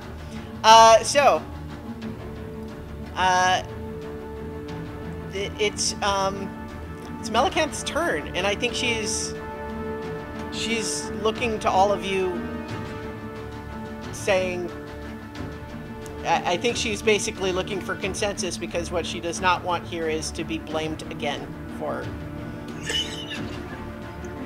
I say hold that thought, and if what she can do? How about this? She can hold teleport. Yeah. For if Alaric shows up to do it, and she'll say, if she holds it and he doesn't show up, I'll lose the spell slot, and I can only do that twice.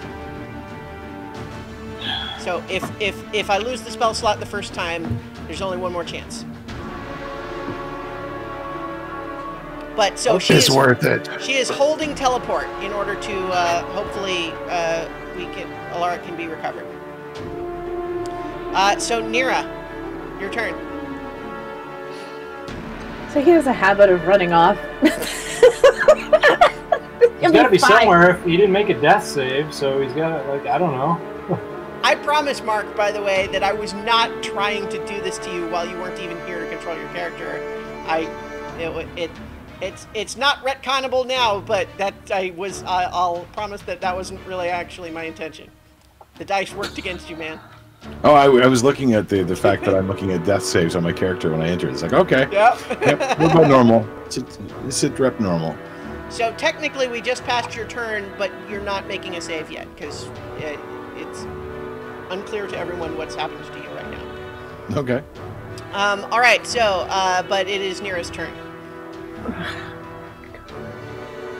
I say we go. Nira, always looking out for the group. Well, last time he ran off into a portal and, just of his own accord, so who knows. I'm gonna cast Guardian of Faith, like, right in front of Cadence. Okay. Another choice.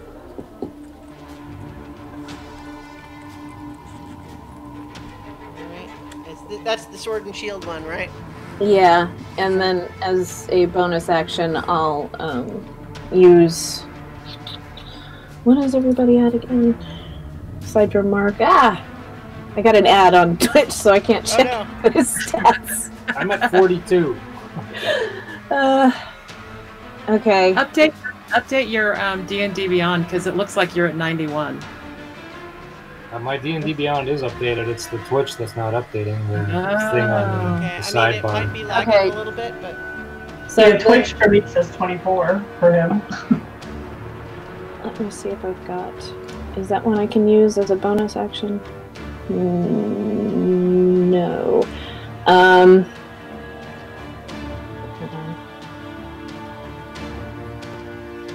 Hold on. What is Melicantha at? She is looking pretty hurt. Okay, then I'm gonna for my as a bonus action, I'm gonna use a healing word. Okay. And that is 1d4 plus my modifier, which is 9. Is that right? No. Wisdom.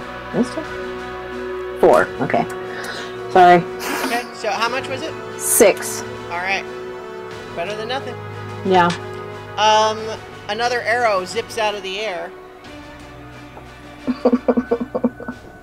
And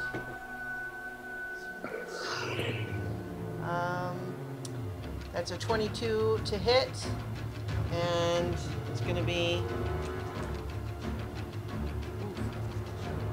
Who's it targeting? Melicanth. Oh. Just use the spell!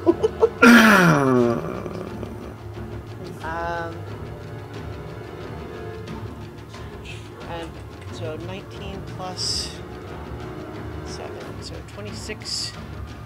Okay, yeah, she is really bad now, but not unconscious. However, she now has to make a concentration check.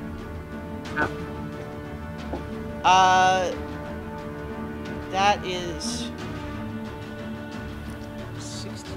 So what was the damage? No, that doesn't do it. She loses the spell she was holding. And she looks really hurt right now too. Okay, so that was actually now. Now who's the Lord of the Hunt's turn? Oh, so you definitely guessed it at this point then, right? Yeah. Okay. Yeah. So that was actually not the Lord of the Hunt's turn. That was his legendary action. Now it's his turn. And he is.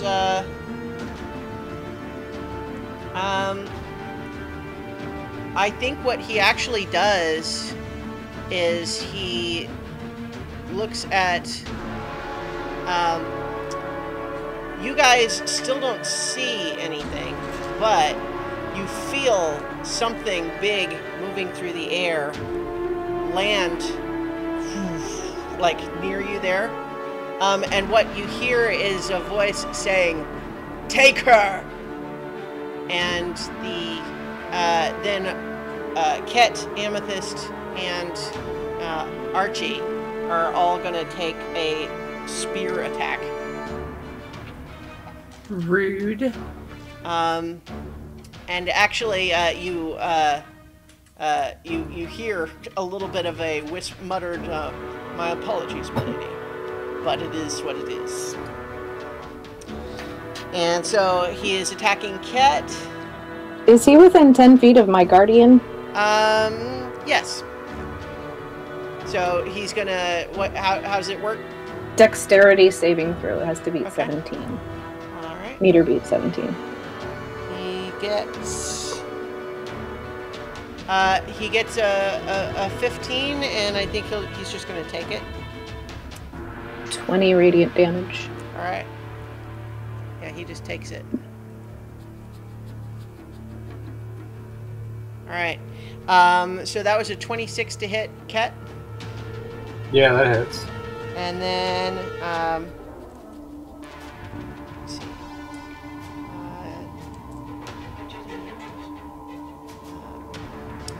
13 piercing damage. And 6 poison damage. And I need you to make a strength saving throw. 10. You are knocked prone. Oh, okay. At least Could have you been can worse. Yeah. Could have been worse. Amethyst. Wow. That's 2 very low rolls, so only a 14. Nope. Okay, so he misses you, and then he kind of says, "Fitting." Archie, that's a 26 against you. That'll hit. So that's 11. Wait, no, 12 piercing damage. It is a magical weapon, and then also 8 poison damage. And I need a strength saving throw. Okay.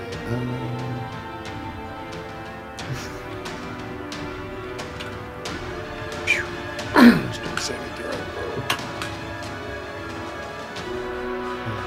24. 24. That is a success, so you're not knocked prone. All right. It is now the Siren's turn. And they are going to... So actually, first, I guess they're all in range of that thing. So they make dexterity saving throws? Yep. 17 if you need the reminder. Yeah. They're pretty dexterous, though. That's a 19, a 10, and then a 23. So 2 of them succeed, 1 fails. So, but they still take half damage. Okay. So that's... 20, 30. That would be all of the... okay, so that would it extend all dissipates, the but points. it dished out all that damage. So one of them takes 20, and 2 of them take 10, correct? Yes, correct. All right. So that's going to be...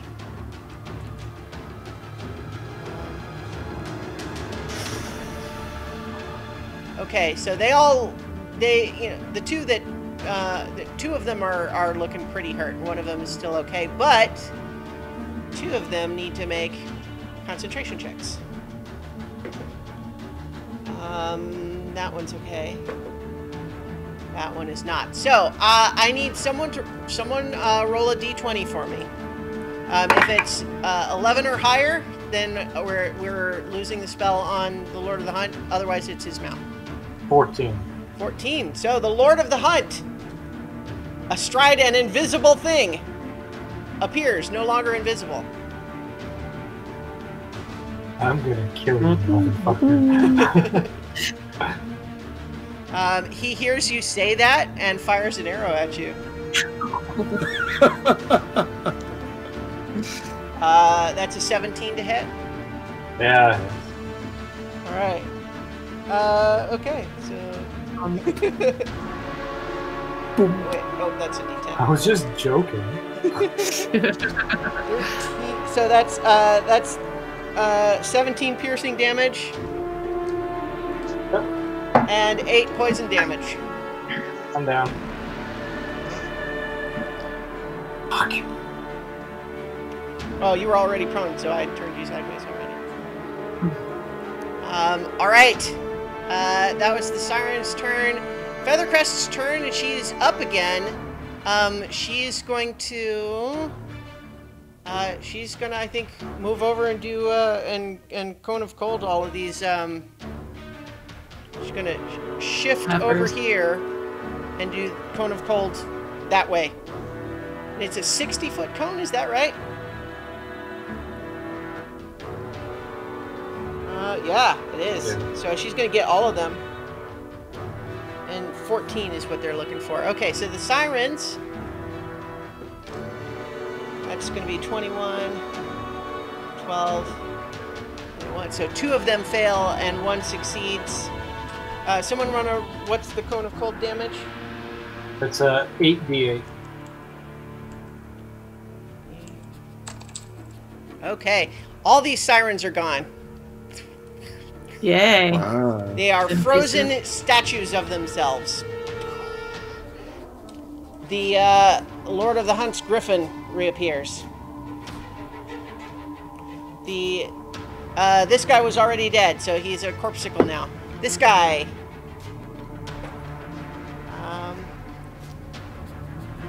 He makes Constitution saving throw, gets a 17, so he succeeds.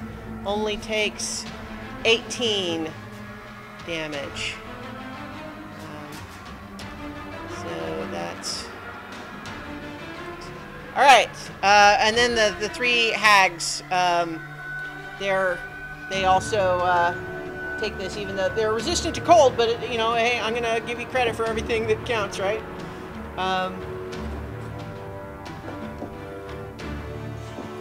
That's a success, fail. 2 fails and a success. So let's see, that's going to be minus 18.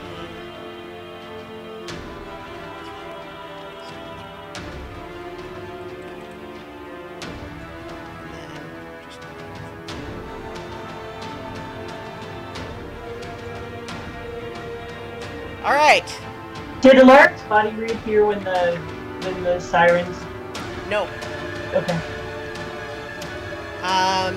so that was Feathercrest's turn. After she does that, she definitely does move back in close to Melicanth.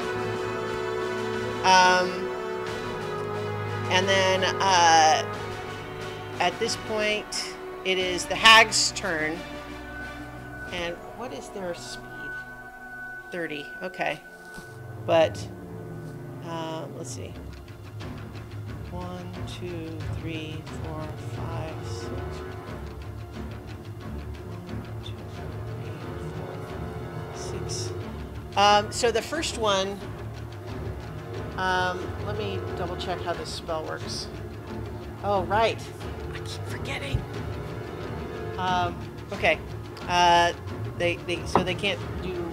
I kept going back and forth on one part of the plan, and then I keep forgetting they can't put her to sleep because she's an elf.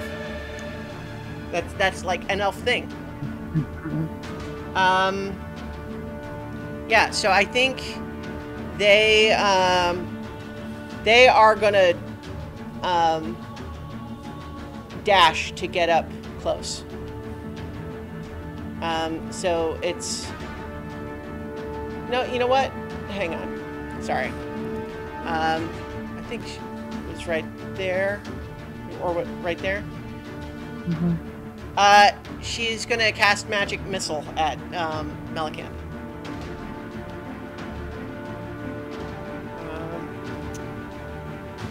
So that's I counterspell 1d4 that, plus but I'm dead. So that's 5 for the first one. 4. Melicanth goes down. She's unconscious. The other 2. But she doesn't disappear? No. And so the other 2 are running up, and you know what? They're gonna also just. Just trying to think. One of them, her eyes suddenly like turn black, and she looks around at all of you, and then I think looks to you, Nira, and I need a wisdom saving throw. Okay. You do have the bonus from being within 10 feet of Archie. Okay.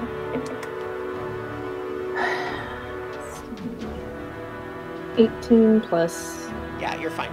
All right, so you feel that like this like sucking void in her eyes tried to do something to you, but you were able to resist it through the holy light of Rashama within you. All right, and then Otterkey, it's your turn. Otterkey sees, looks around, So and he reaches. Down. Melicanth is down.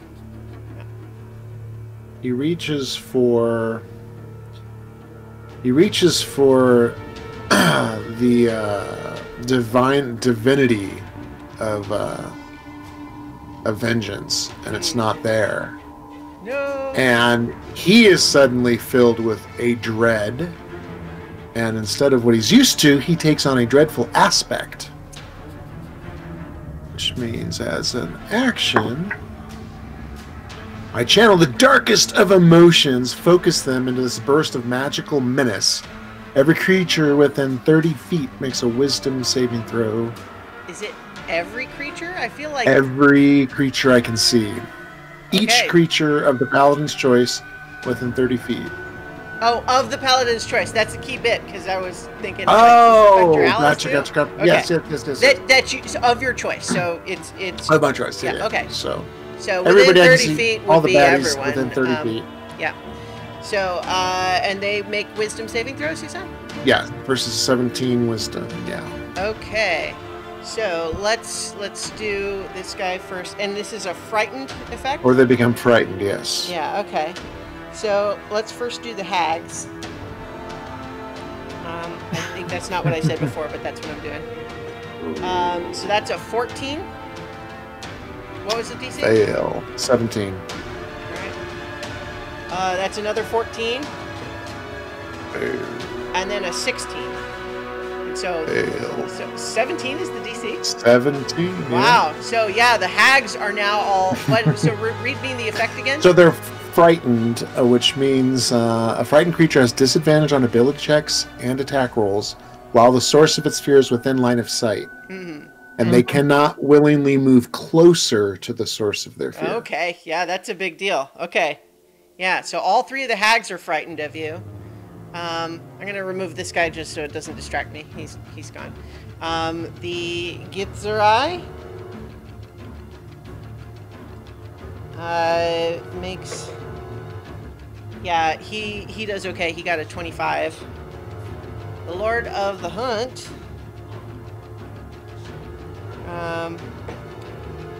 yeah, he also got a 25.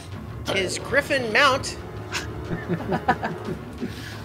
Griffin Mount gets a 5. So you can see his Griffin Mount is suddenly going... It's like rearing up and acting frightened.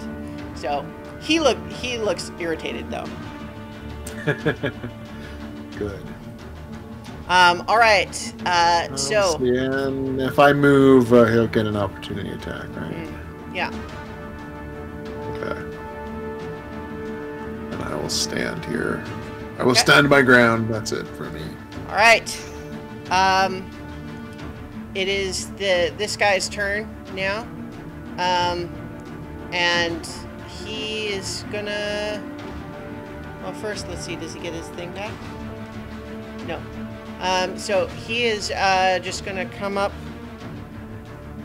What's he doing? Yeah, I think he comes up towards you, Archie.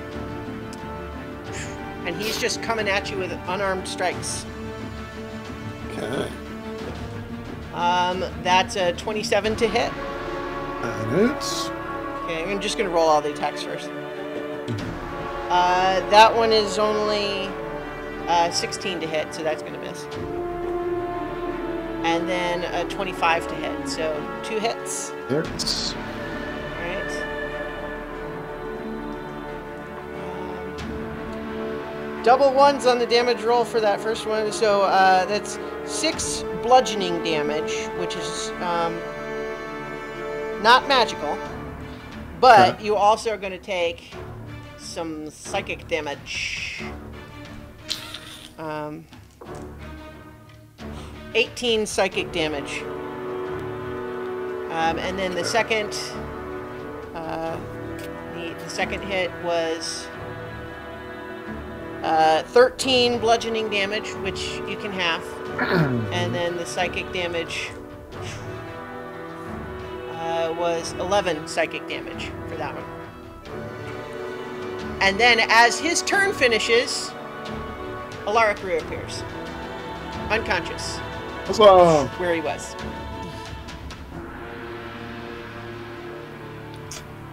I'm going to do a hellish rebuke against this guy too, with some wrathful fire flame. Sure.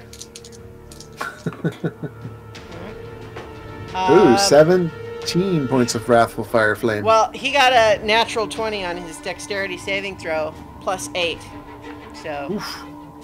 Does he take half damage or? Yeah. Okay. So how much was it? I think you said 17. 17. So he's going to take half of that. Yeah. All right, it's going to be 8. Yeah, so he's looking a little bit hurt too now. Okay. We're back up at the top of initiative. Amethyst. Yeah. Man, somebody heal me. I know. I'm just trying to decide between that and kicking the hunter in the head. So how's Melicanth? I know Alaric and She's out. Melicanth is unconscious. If I do mass cure wounds, will that restore them to consciousness? Or no? If they're in range, yeah. So range, 60-foot range. Yeah, everyone's within 60 feet. All right, let me cast that.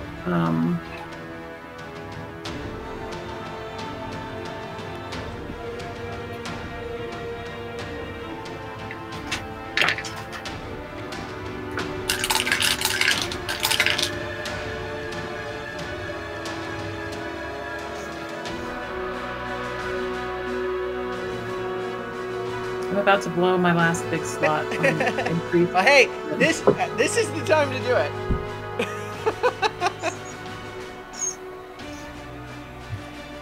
All right.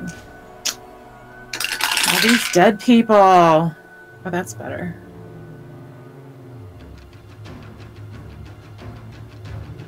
So that's 30 hit points to the 3 fallen and the next 3. Okay. How much was it? 30. 30. 30. Wow, really? Okay. Nice. And so that's and that includes Alaric now, right? So Alaric, you are, unconscious, prone. You don't know what happened. It basically, this guy hit you so hard that it made you,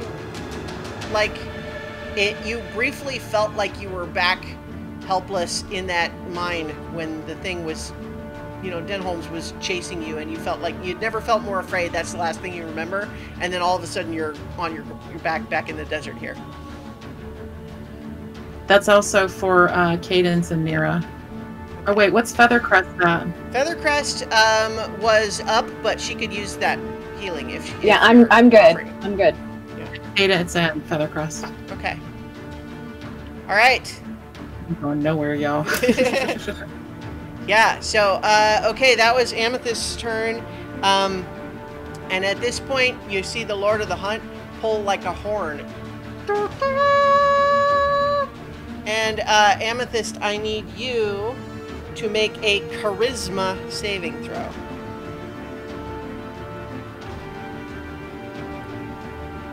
You're muted.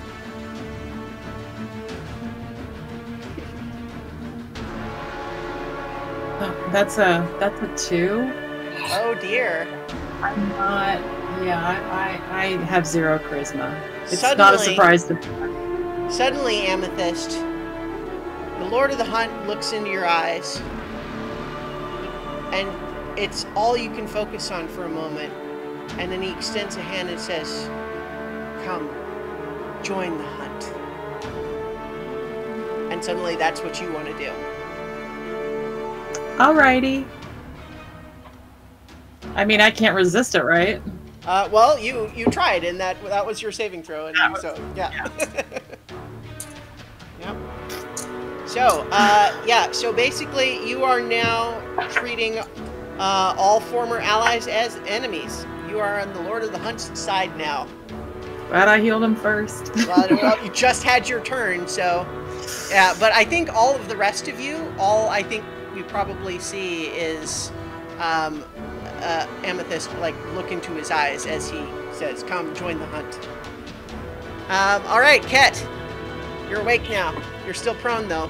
The Hunt's right there, standing on riding a griffin. The griffin looks, shaky though. Yeah. All right. Well, hey, I'll stand up. Yeah. And then I'll cast Finger of Death in the Lord of the Hunt. Nice. So that's Constitution save. Okay. So he rolled a 14, but is going to choose to succeed anyway. Okay, so he takes half damage. All right. So 55 points of damage. 55 points of damage still, Yeah. huh?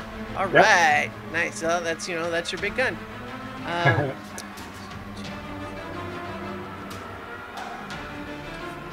So, you can see him, kind of smiling, but then you look up and you do that spell, and he's kind of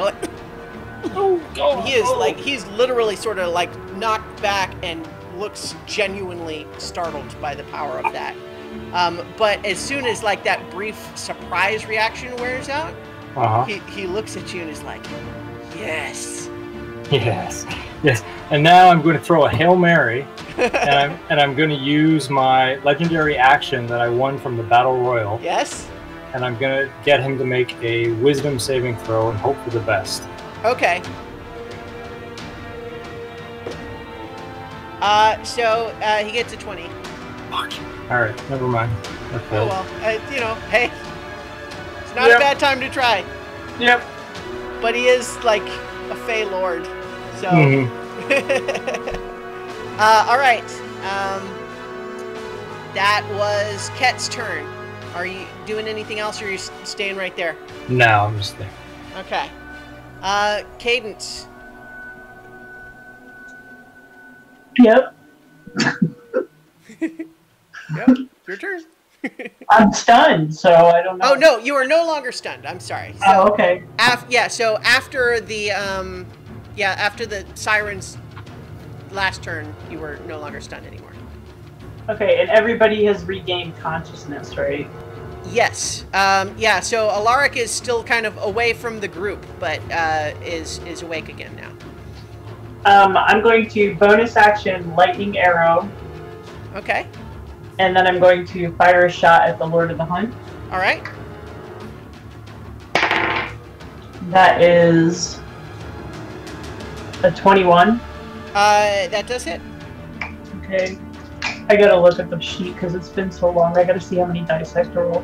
I think it's 4, but I just want to make sure. All right.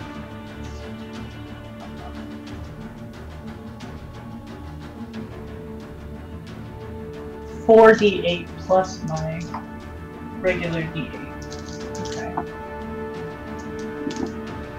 Oh wow, I rolled 4 6s. So that's 26 and my plus 6, so it's 32. Okay, so 32. And so he just takes it, 32. All right. And then I'm going to fire my second shot, Okay.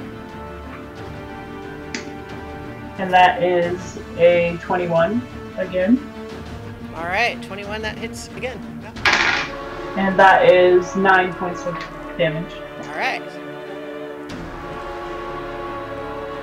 Okay, you guys have done some significant damage to him. I mean, especially that finger of death, even though he saved, still, it's a lot.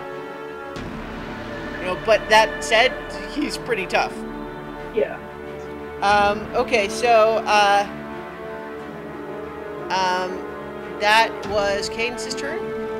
I'm going to actually use my movement to duck around Feathercrest so that I'm Okay. back behind Melicant. Yeah, that works. Like back here or here? Yep, that's good. Okay. All right. Alaric, you're conscious but prone.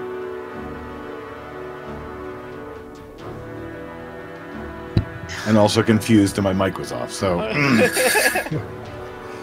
so all of that proclamation was gone. I'm also hungry and tired. If that helps. Let's. How about we stand up? That always helps. Let's see. Do I have my weapons with me? I do have my weapons with me. Yes. All right. Let's see.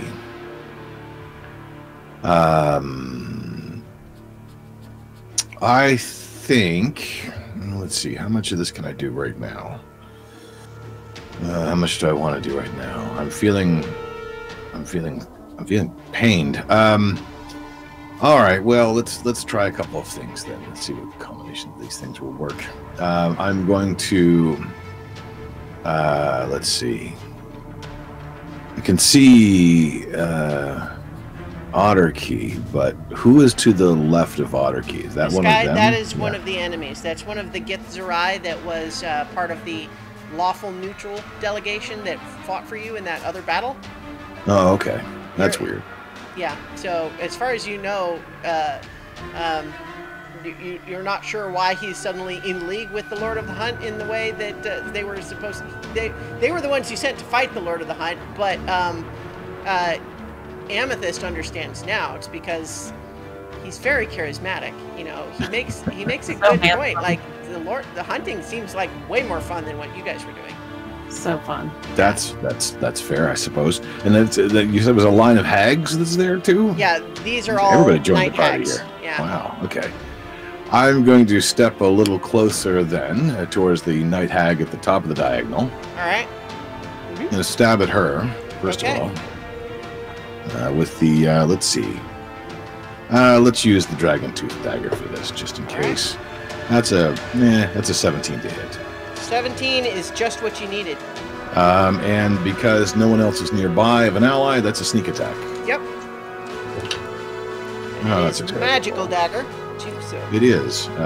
So let's see. First off, there's 21 points of piercing damage, Nice.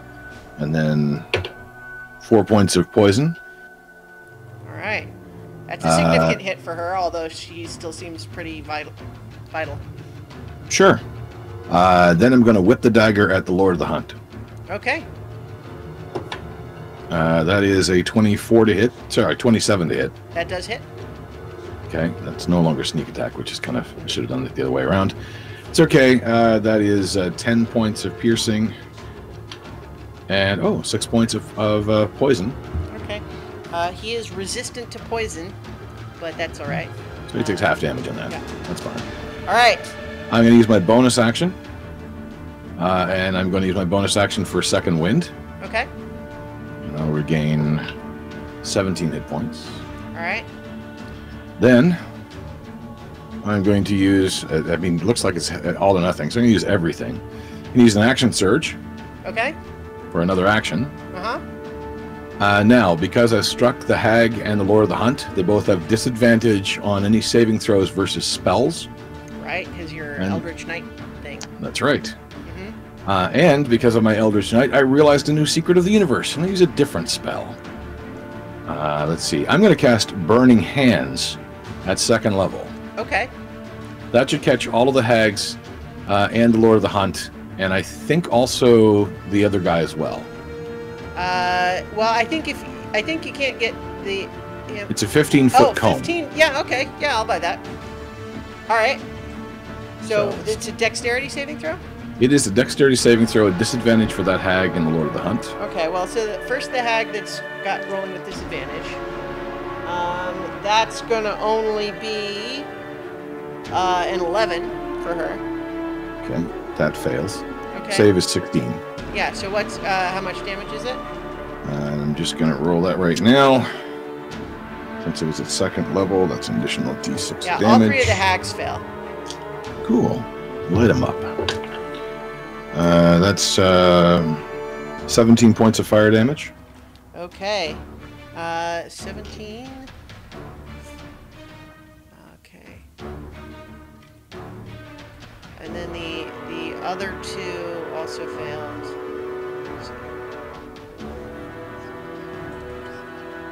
Okay. Okay, and then the Gitzerai, that dexterity saving throws are his jam. But he rolled low, so that's still only a 14. That's a fail. Okay, so that's 17 for him, is it? Yep, same damage, 17. Okay. Alright, he's looking relatively hurt now. The Lord of the Hunt.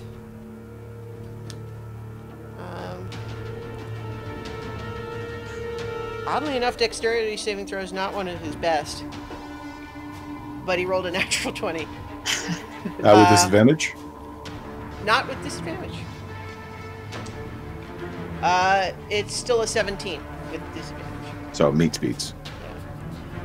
So he would take 8 fire damage, or is it? No, or is it's it? half damage. Yep. Okay, yeah. So he still takes 8. Yeah, you guys are definitely seeing some effects of damage on him now, but he looks like that's just making him even more like thrilled, excited by all Alright. this. Like you guys are proving a worthy challenge. All right, I think actually as he sees you do all of that and he takes the hit from you, he kind of turns over to you and says, "Well done," and throws his spear at you. Is that one of the legendary actions? Yes. Or? Yeah. Okay. That's an 18 to hit. I'm going to make that miss. I'm going to use my reaction to cast Shield. Okay. And it glances off. Well done. And he looks at you and kind of gives you a nod of respect. Okay. It's Melicanth's turn again. One square away from Near Kina. Okay. Yeah. Do you have? Were you gonna do? Did you have any more movement or anything? Yeah, I had 20 movement because I only moved 1 square. Okay. Well, I mean, you stood up from prone, so. Oh shit! Right. Let's see. Did he get more movement from his action surge? Because No, just another action. Oh, okay. That means I had, let's see, 25 divided by 2. Is that 10? Is that the way you want to do it? Yeah, I think if Okay. yeah. Then I will step back 1 square. Okay. The hag will get a Nope. opportunity. Oh, right. I attacked her with a weapon. Yeah, you're right. Okay. But at the same time, well, you guys discuss your own strategy. I'm not going to give tips. All right. I'm just hoping they're distracted for a moment. Oh yeah. Okay, so that was Alaric's turn. It's Melicanth's turn. She's looking a little bit more vital, but I think she'll perhaps, I just said I wasn't going to give tips, but Melicanth will. She'll just say, "I need you within 10 feet, Alaric." Melicanth, move closer. Alaric, I think actually she will, in a desperate thing, she'll say, "Everyone, this is the plan." And she's going to try to push through 5, 10. I literally just got here. Yeah, 15. Let's see. No, yeah, I'm going to... So, she was here. 5, 10, 15, 20, 25. She'll stay there and say, "Everyone else, come to me." And she's going to try to hold teleport again. Okay. All right, Nira. God. So she's down a lot, right? Who? Melicanth? Yeah. Yeah. She's like less than a third of her total. All right. Of course I have to. Okay. So I'm going to, because everybody else is in the way, and I can't afford collateral damage. I'm going to use heal on Melicanth. Okay. Oh, heal, that's the big one, right? That's the big one. How much is it? For 70 points. Wow. Okay, that puts her back to full.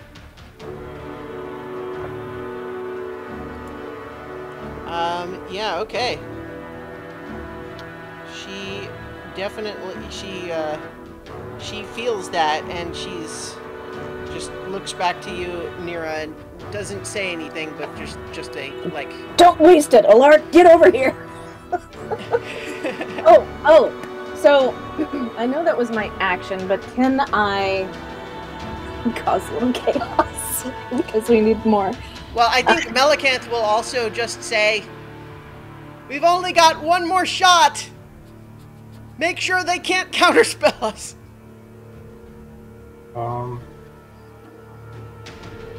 Isn't Amethyst under the control of the Lord of the Hunt? You guys don't actually know that. Yeah. That's why I went with that one instead of... Yeah. Okay. I'm going to move closer to Melicanth. So, like, between her and... Oh, God. Trying to be right there? Trying to be a meat shield, but seems to make it difficult. I'm still trying to figure out why Melicanth would move away when we were already all clustered around her. Because the thing is, otherwise, if she's like Alaric can't get to the rest of you, he had just had his turn. Right, yeah. So it won't be until the whole nother round goes by that he can, but of course now it's, it's going to be everyone waiting for Cadence to be able to join up with you, but... Can I be... No, just leave me there. Okay, I'm fine. That's good. Alright. It's fine. Everything's fine. She was trying to move to, like, the middle to try to have, like... Because right now, he was far away, wouldn't be able to move again for a long time, and all the enemies are in between. She's trying to make there be a route. That's what I was thinking. I was not trying to hamper you guys. No, I know. It's all Alaric's fault. It's okay. All right, so we just had Nira's turn. So it is actually the Lord of the Hunt's turn now. And I think he sees all that happening, and he's just kind of like, no, this won't do. And he whispers a magic word, and I need everyone in this radius to make another dexterity saving throw. Can I counterspell? Yes. Whatever that is. Can Yeah. I counterspell that at 6th level? It is, well, let's see what level it is at. What level is that spell? I'm trying to remember.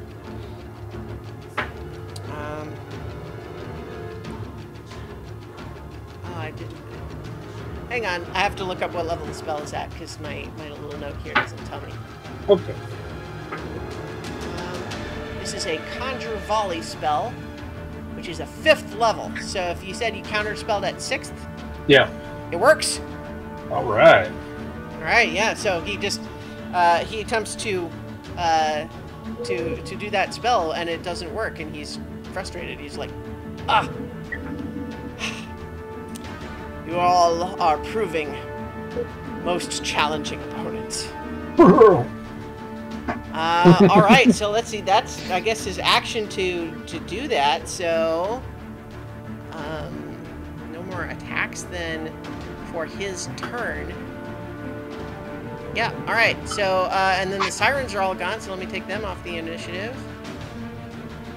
So it is Feathercrest's turn. She used her Cone of Cold already.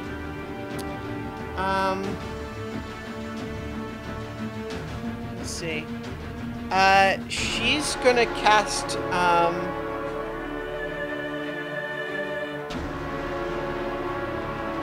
she's gonna just,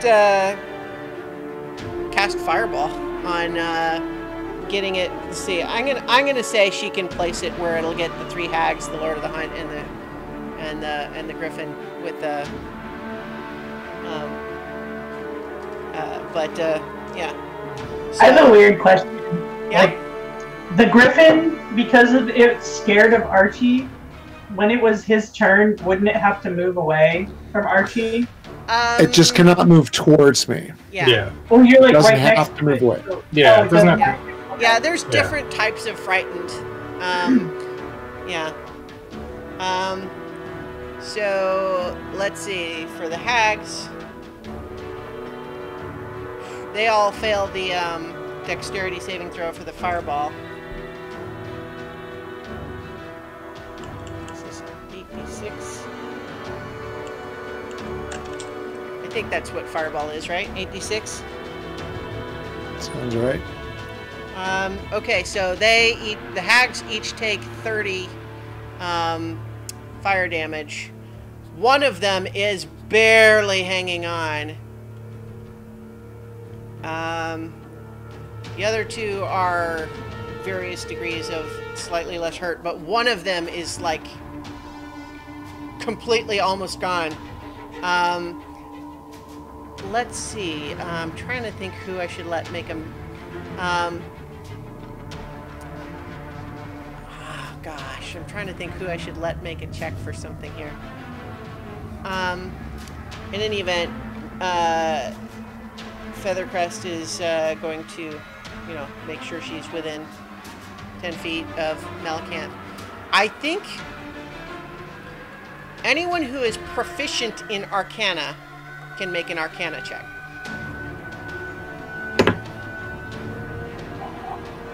And I'm looking for 18. Nope. No? Not for me. Okay.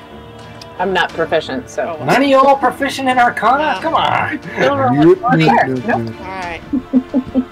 Nope. So you guys nonetheless can see that this hag in particular almost toast. She's looking very weary. All right, so that was Feathercrest's turn. It is the Night Hag's turn now. One of them is going to going to look to Melicanth and make a wisdom saving throw. Melicanth's good at those. Oh, shit. With advantage and a +6, she's still only got a 15, which is... Of course. Oh, it's a meet it to beat it, though, so it's still a success. Just barely, by the skin of her teeth. Oh, man, that could have been bad. Okay, yeah, so that didn't matter then. The other two are going to...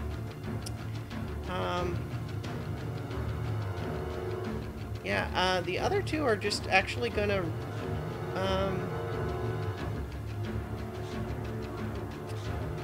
Oh, boy. No, they're not going to do that. Okay, they're gonna... Yeah, okay, what they're gonna do is... they're each gonna fire a Ray of Sickness at Melicanth. Which is... They make a spell attack. Roll, which is gonna be...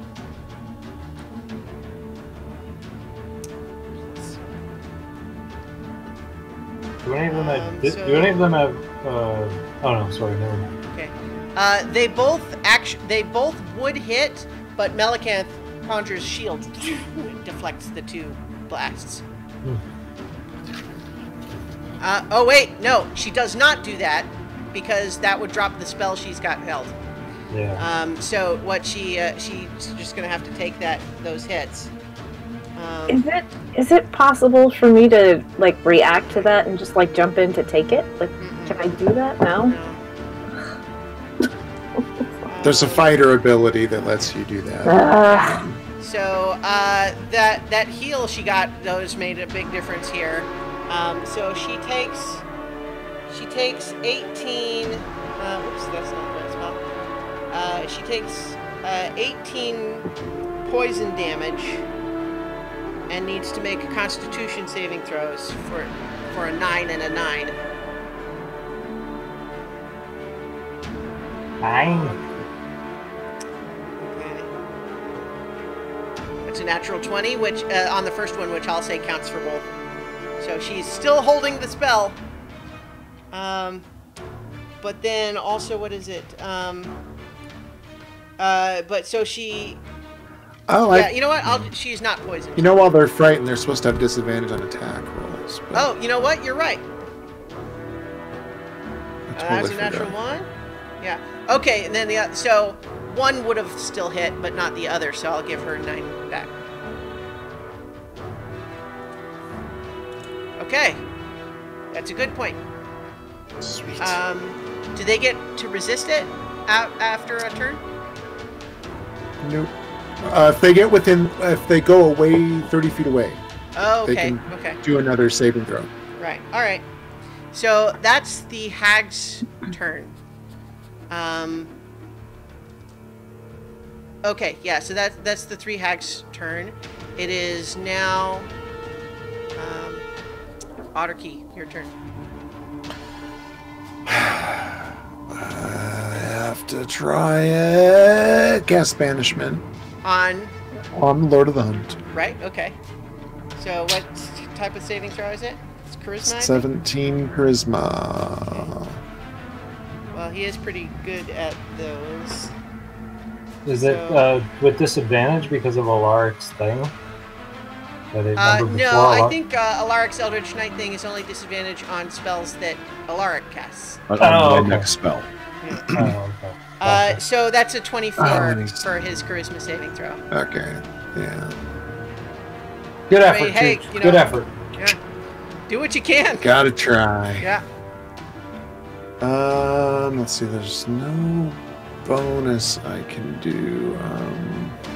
You are not currently within 10 feet But of Melican. yeah, I gotta move away and Yeah. take any hits that come. Yeah, so you're gonna, if you shift here, you'll be within 10 feet. Yeah. You only take an opportunity attack from Yeah. Lord of the Hunt and the Griffin. Griffin's afraid of me. Yes, the Griffin will be rolling at Oh, disadvantage. disadvantage. Right. He's making, one beak attack is what he's doing, so That's a natural 1 on the first roll, so I think he misses. He is shaking too much. This poor, terrified little griffin. You're so mean, Archie. Terrifying this poor, helpless griffin. But the Lord of the Hunt is going at you. By the way, he's... you know what? He threw his spear, and it hasn't been his turn again. You know, no, it is. Yeah, he got his spear. So I didn't mention it, but on his turn, the spear he threw at Alaric pops back to his hand, and so he's attacking Archie with it.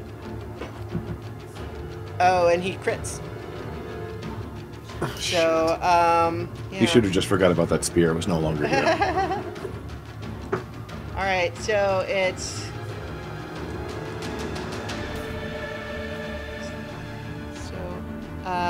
23 piercing damage, and yes, and that is a magical spear. Yeah, and then 13 poison damage. I'm down. Oh no! All right. I used my actions for other stuff. I never laid hands. Yeah, well, there's a lot going on. Okay. I'll allow though that you made it to that shifted position. All right, because I'm a generous DM. You all agree, don't you? Yes. May I have another? Yeah. All right. It is the Gith's turn now, and I think he's turning his attention to you, Nira.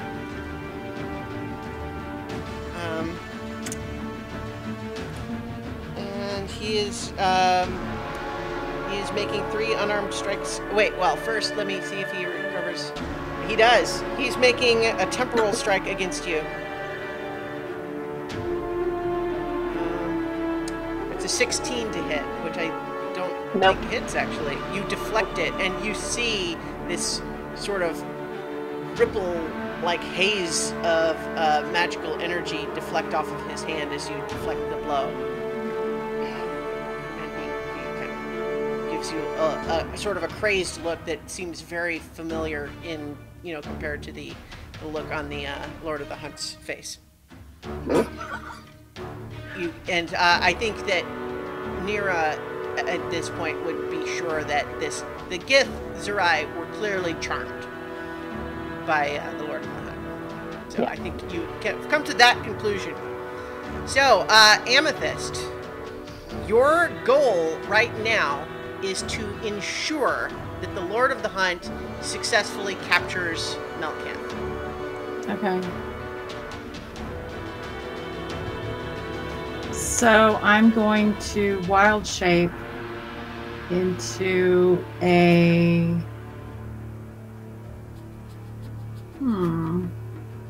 That changes what I was going to shift into. I'm going to wild shape into a giant eagle. Okay. I think I have the giant eagle token. Oh, you know what? I don't think I do, but I have the giant owl, so that'll take its place. So, whoosh. All right. You are going to use giant eagle stats, but that's your token. Yeah. And I'm going to attempt to grab Melkanth and fly off with her. Okay. Whoosh. And I would fly over behind the tents that they came out of. Okay, so what you are going to need to do is make a grapple check. So this is going to be, it would be athletics, but it'll be like strength for you. And then Melkanth is going to be rolling dexterity as you try to grapple her. 11. That's cocked. Oh, okay, 7. So I think that hooker. You guys see Amethyst suddenly, like, she doesn't, like, did she lose concentration on what the plan was? You don't know, but she suddenly just grabbed Melkanth and is dragging her away. Actually, probably you can go ahead and be flying, I think, at half speed. So what's your speed as an eagle, your fly speed? It is 80. Okay, yeah, you could get her basically all the way to the corner of the map here, like if you want. Yeah, that works. Okay. Melicanth is cursing up a storm that in Elven, I think that only those of you who can speak Elven know what that's all about. All right. Yeah, it's filthy, Mira. All right, so that just happened. I think I kind of like her a little bit more now. So I guess I'm gonna ask. I think Feathercrest is too startled by just what happened to make an opportunity attack. I think she's more likely to be concluding here that this is a mistake and not like an intentional disruption of the plan. I mean, so this she is the wouldn't attack. safest that Melicanth has been for a long time. Right. But at the same time, Nira, if you think that it would make sense for your character, you could make an opportunity attack. Well, I heard him blow the horn and whisper the thing, and she, like, I don't know, her face went weird. And especially since you've recognized that the Gith were clearly charmed. So, right. Do you think you would make an attack? Yeah, I think so. Okay, so it would be a weapon attack. Okay. Like with my warhammer? Yeah. Sorry, Viv. Bring it on. So that is a... I'm not a mole, but you can feel free to whack me. So is that's just like a straight D20, right? Like. Well, I mean, it should be on your. Yeah. Sheet. And it's been so long. Oh, plus 8. Okay. It's been so long since I did this. Like. Let's see. That's a 16 plus 8. That's a 24. Okay. Yeah. So that'll hit. Go ahead and roll the damage. 8 plus 3. It's an 11. Okay. So, because that is damage that is happening on Amethyst's turn, and she takes the damage, you can repeat the saving throw against the charm effect, Amethyst, but that's a charisma saving throw. 19. You succeed. So so that happens at the end of your turn. So I think you did still get her all the way over here, but you are now no longer charmed. Okay. You're welcome. I ain't going back over there. They're gonna beat the shit out of me.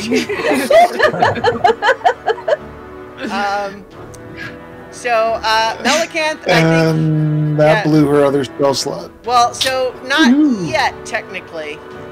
She can hold it until the end of her turn. So there's a couple more people that go before her, but I don't know if there's going to be a way to get everyone back together by then.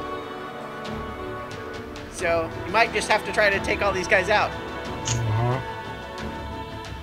All right, guys, he's really charming. Okay, so that was Amethyst's turn. Kat, you're up. All right. What is the Lord of the Hunt on? He's riding a griffin, but the griffin is currently just standing on the ground, and it was kind of shaking. Okay, it's on the ground. I'm going to... It's afraid of Archie. That's fair. Well, wait, can I... not anymore, because Archie went unconscious. That's right. It's not a concentration spell, but if that matters. It was a deity thing. Yeah. But I'm not very menacing if I'm unconscious. Yeah, I think I'm going to rule that if you're unconscious, it stops. Yeah.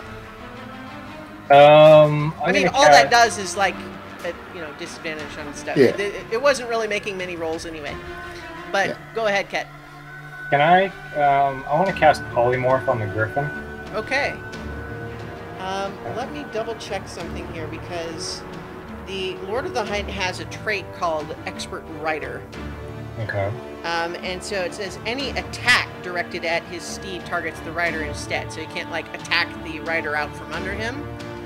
But I think Polymorph as a spell is not an attack. It's a saving throw, not an attack roll against AC. So that should still work. Okay. Okay, so the Griffin is making a Wisdom saving throw? Yeah. Okay, and it would be... 17. Yeah, okay. Nope. What did you turn it into? I'll turn him into a badger. Okay. Well, I don't have a badger token, so we'll just say he's drops out from under him. I'll let him make a dexterity check to see if he can land on his feet as it poofs out from under him. Natural 1. He lands prone. Bonk. All right. Well, in that case, then I will, since I cast a spell, I'll stab him with my sword. Do it. That's advantage, right? Since he's prone, yeah. All right, so that's 13, and that's a natural 20. Really nice. Yeah, I got a 14 and a 20. Go for it. Okay, so that is going to be. This is the first time I've ever used this. Okay, so first of all, it's 12 points of piercing damage. Okay.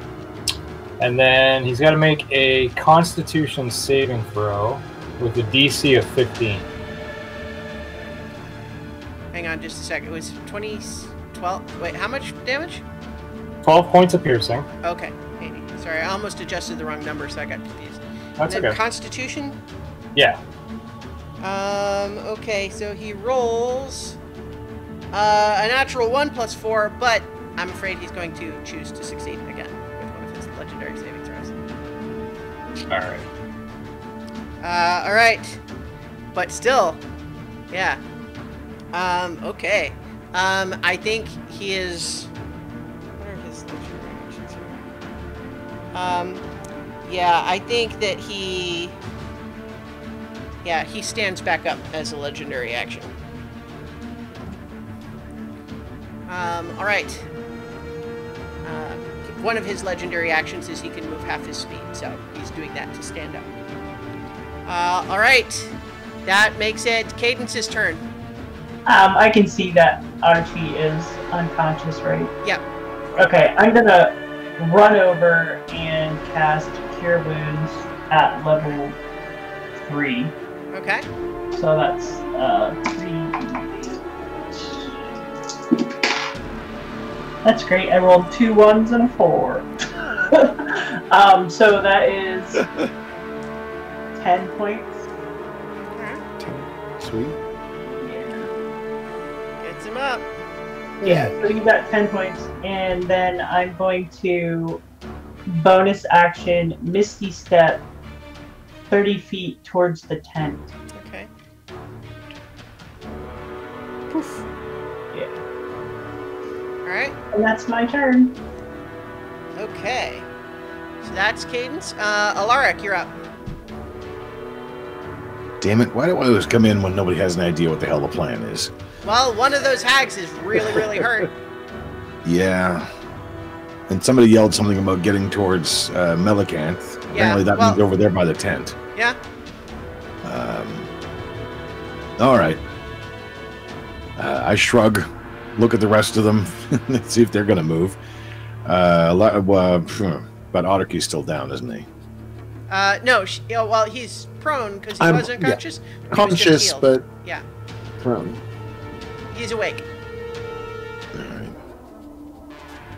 All right. See the stupid badger over there. I'm gonna spoil Ket's plan, most likely. I was just trying to prevent Melicanth from flying away. Or, sorry, the Lord of the Hunt from flying away. Yeah. I reach within my jerkin, and with a little tug, pull out a small bead on the chain I've worn for months. Okay. And I flick it into the center of them. As a 3rd level fireball goes off. All right. So that's dexterity saving throw. I'll say that, you can, let's see. I'm trying to think what the big circle would be. 20-foot radius, right? So if you want to be able to get this guy, I think that should be able to get everybody in that. I'm just trying to say if you could get everybody without getting any of your friends. Should be able to. They're all to the south of the this front. shape though is a little bit bulbous. You know what I mean? It's not like perfectly round. So I used to have a little circle, but just like it's just a bowl. But see what I mean? Like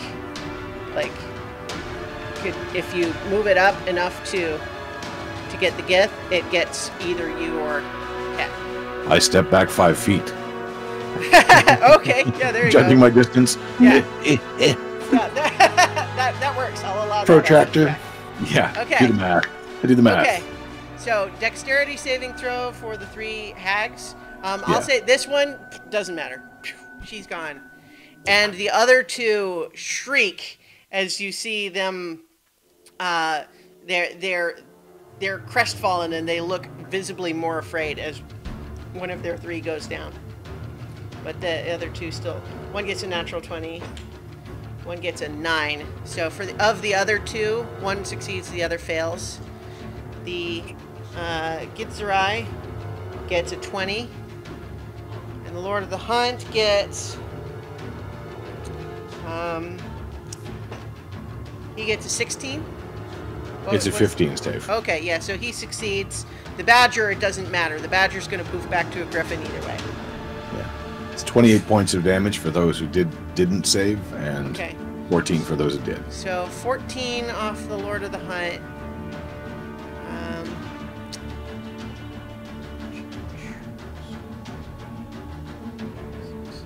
Okay, the Griffin is taking that leftover damage. It was 28? Yeah. So I'm going to say... Badger has 3 hit points. Okay. So 20... Oops, this one. There we go. And then the Night Hag, that one's 0. Oh yeah, so I guess 2 of the Night Hags are down.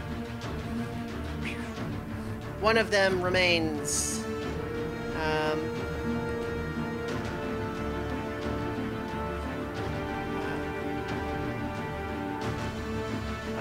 All right. Yeah. So you took out. And then hang on. Let me get the key because he's going to take 14 still too. So he's looking pretty hurt now. All right. And for once, I'm going to stick to the plan. I'm going to use my bonus action to dash, which should get me back to where they are. All right. Total of 9 squares. 3. So you're going up here? Yeah. So I should be able to go 9 squares right over. I'll just say you get up there. That's fine. Okay. So it is actually you arrive up to Melicanth just as you see the teleportation spell she was holding fizzle. And she's well, just like, I'm never following a plan again. So she, it is her turn though, and even though she's used her big spell slots now, she does have other tricks.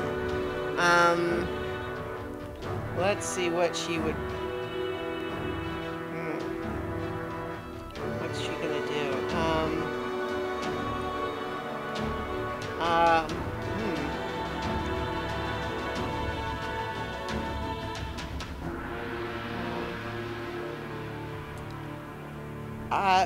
Let's see. I'm trying to decide what would be the best thing for her to do at this point. Oh, I know what she's going to do.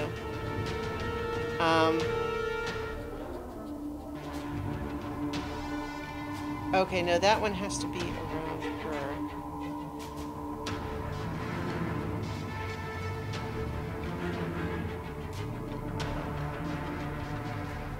Okay, yeah, alright. She casts Wall of Force in a hemispherical dome over the Lord of the Hunt. This is the same thing she did to Jinxie way back in the day. So he suddenly is surrounded by a 10-foot radius bubble of force energy, and he kind of is poking at it, looking kind of frustrated, and she says, "While he's immobilized, take out the rest!" Alright, that's Melicanth's turn. But I just got here. Well, crap. Take out the rest. Let's see. The guy right in there's front the of Gith me. right here who's looking pretty hurt, and one more hag is there. She's looking like she could still take some punishment, and then the Griffin. Yeah. See, now I've got all these healing spells. You know what? I'm going to conjure a celestial. I'm going to bring up my Quaddle. Okay.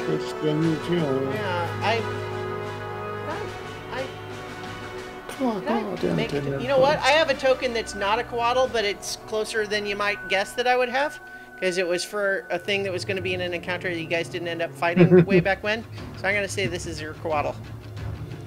What do you do with your Quaddle? Does it roll its own initiative? Yeah. Let's see. Roll initiative for the Celestial, which has its own turns. And that is a 17. Alright. I don't think it has any plus. Yeah, it does. No. Alright. Nira prays to Rashama within her and draws from the celestial planes a being of pure goodness. And it looks like a flying snake. And but a nice one. And bonus action, I'm going to use Healing Word on Archie. Yeah, probably. Yeah. I think Archie's the lowest right now. Yeah. I'm at 10.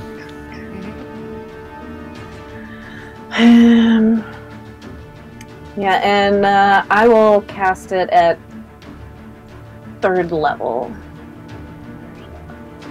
So, let's see what that is. There we go. It's a 3d4 plus 4. Whoa! Couldn't do that again if I tried. That's all 4, so that's a 12 and 16. Wow, nice. There you go. 16. And you see the Lord of the Hunt look to that and start to take a legendary reaction, but then boom, boom, boom, boom. He can't penetrate this bubble. Yeah, the rule of this one is nothing can physically pass through the wall. It is immune to all damage.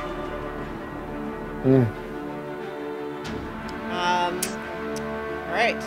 Yeah, so he is unable to move. It is now his legendary action can't do anything there.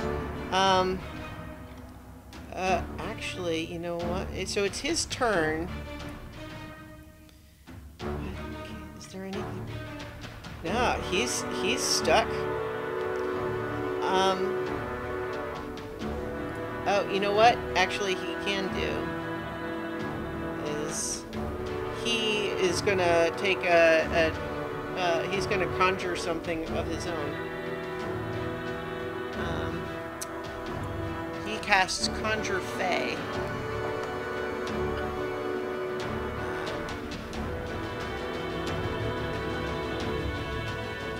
And what can he bring in? I wasn't planning to have him use this spell, so I didn't prepare like the specific thing that he was going to bring in. I think that let's see.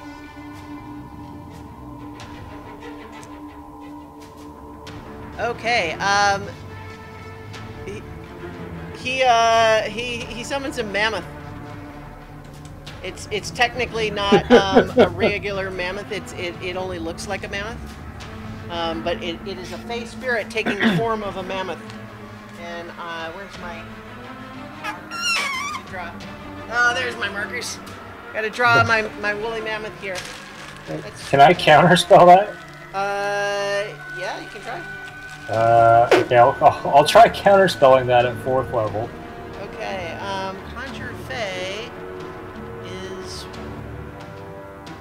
a 6th level spell, so I need a your spell magic is charisma, right? So I need a charisma check. It's just charisma, not proficiency. 19. 19 is enough. Yes. You counterspell his mammoth. I was gonna draw a mammoth. All out of counterspells, guys. All right, he sees you do that, and then he's looking actually.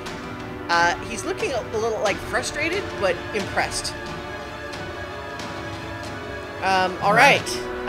So that was going to be his turn, but his spell was counterspell. So now,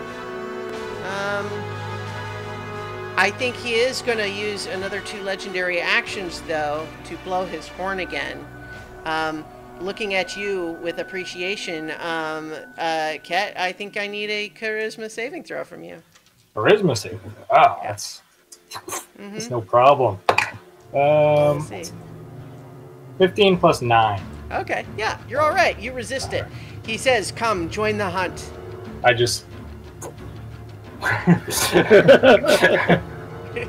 There's that legendary charisma of Ket we all knew. Okay, the look he gives you is the look of that guy at the beach bar that is genuinely shocked that you wouldn't want to go surfing with him on a Tuesday morning. Like, what? You want to go like sit in some office?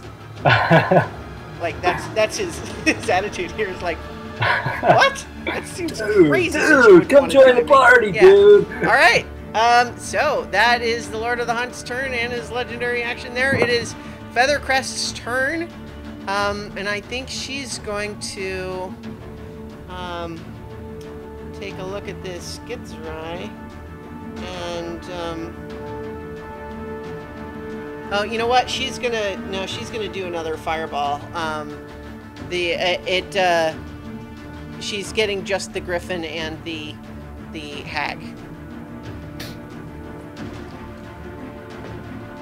The hag fails. The griffin succeeds. Then 8d6. 33. So the hag. Wow, the hag is still up, but barely. The griffin succeeds, but is looking really hurt.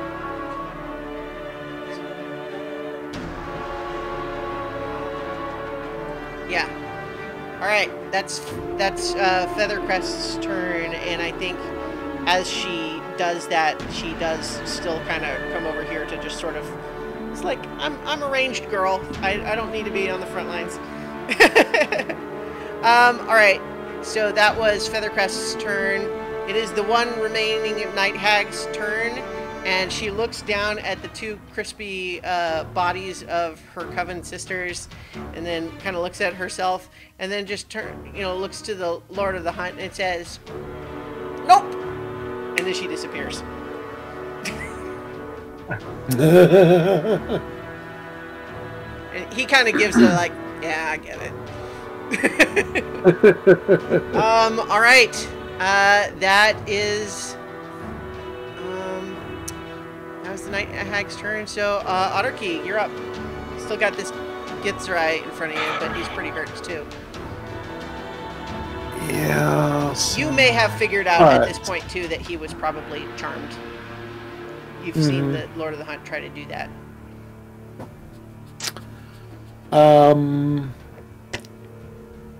Yeah, I really don't care. I'm just going to go ahead and attack. You know, I will go ahead and use my bonus action to put my shield back up. Right. And then attack. With my sword. Your sword? My sword! Swing that sword. 22. Alright, 22. 22 hits, yep.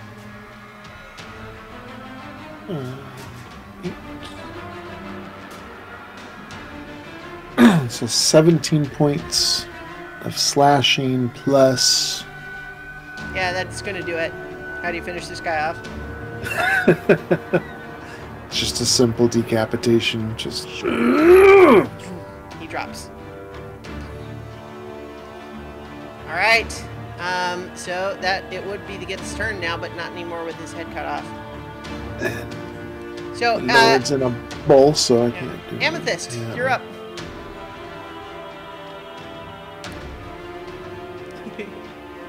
You could probably lower Melicanth to the ground if you wanted. Yeah, I'll do that. And just kind of, like, I don't know, kind of like, can an eagle make a, sorry, Sorry, base. You can try a performance check if you want.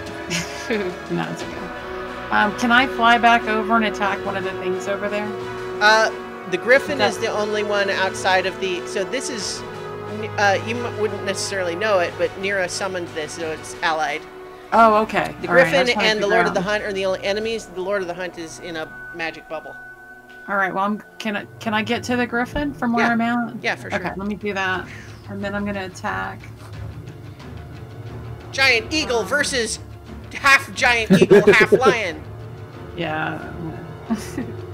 So multi-attack. I'm going to use my beak. 6. So that didn't hit. No, 6 doesn't. And then 16 for Talon attack. That hits. Okay. And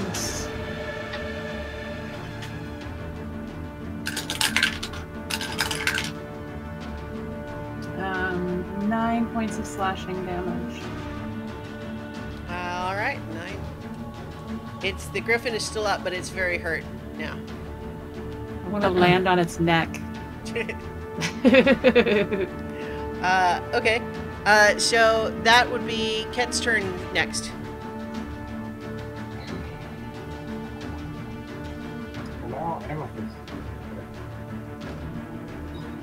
So the Griffin is very wounded, and other than the Lord of the Hunt, it's the only other enemy on the field.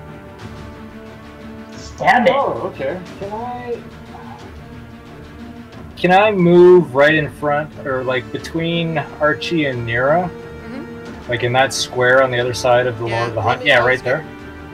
Draw the bubble on here just so it's clear where that is. What is that? That is the magic bubble. Well, of course, that the Lord of the Hunt is currently trapped in. Oh, that's right. So anything I do won't penetrate that, right? Correct. Oh, okay. And physical. Yeah. Right. Could you cast magic inside the bubble?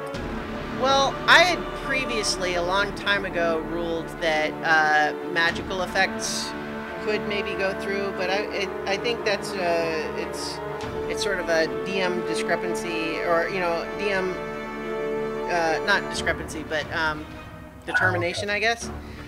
So what the rule specifically says is the wall is immune to all damage. Nothing can physically pass through the wall. Okay, alright, so never mind that. Put me back where I was and I'll stab the Griffin. Alright. I'll try to anyway. Okay. So it's going to be 18 plus 10. Okay. So 28. That hurts. Yeah, it hits for sure, yeah. That's 10 points of piercing damage. Oh man. It's not quite down. It's Yeah? It could not take another hit. I will do it again. Alright. It's a 15 plus 10. Alright. And that's going to be 9 points of piercing damage. How do you finish off the Griffin? I want to chop off its beak and put it in my pocket. Alright. Gross. But alright. Yeah. Okay. And then I will... I'm going to take us out of initiative at this point, because essentially what we're at is the Lord of the Hunt has nothing that can get him out of this bubble, and Melicanth can hold it for 10 minutes. So now that there's no additional, combat happening, at least for the moment, you guys can have a conversation with the Lord of the Hunt if you want.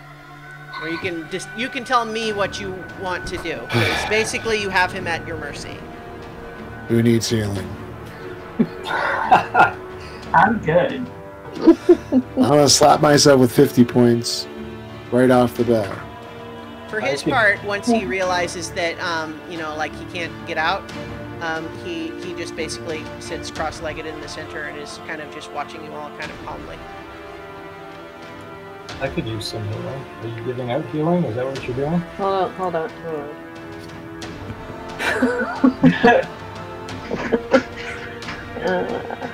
I would like to walk up to the bubble while they're doing healing and just kind of look in at it. stare at Yeah. him for a little bit. I have another 25. He meets your points. gaze. He doesn't seem terribly bothered by this. No, I'm just looking at him, like trying to figure out exactly what is even going on, because we don't actually know what their beef with him is. And this is like the second time we've encountered him. I'm just like, Well, you can make an insight check or something if you want to just kind of get a sense of where he's at mentally. Okay. Insight. This guy.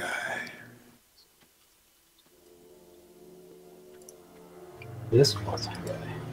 Right. Mm-hmm. That is a 22. All right. With the 22, I think that you get the sense with him that he sort of recognized that there's nothing he can do at the moment. And he's a hunter. He can be patient when he needs to be.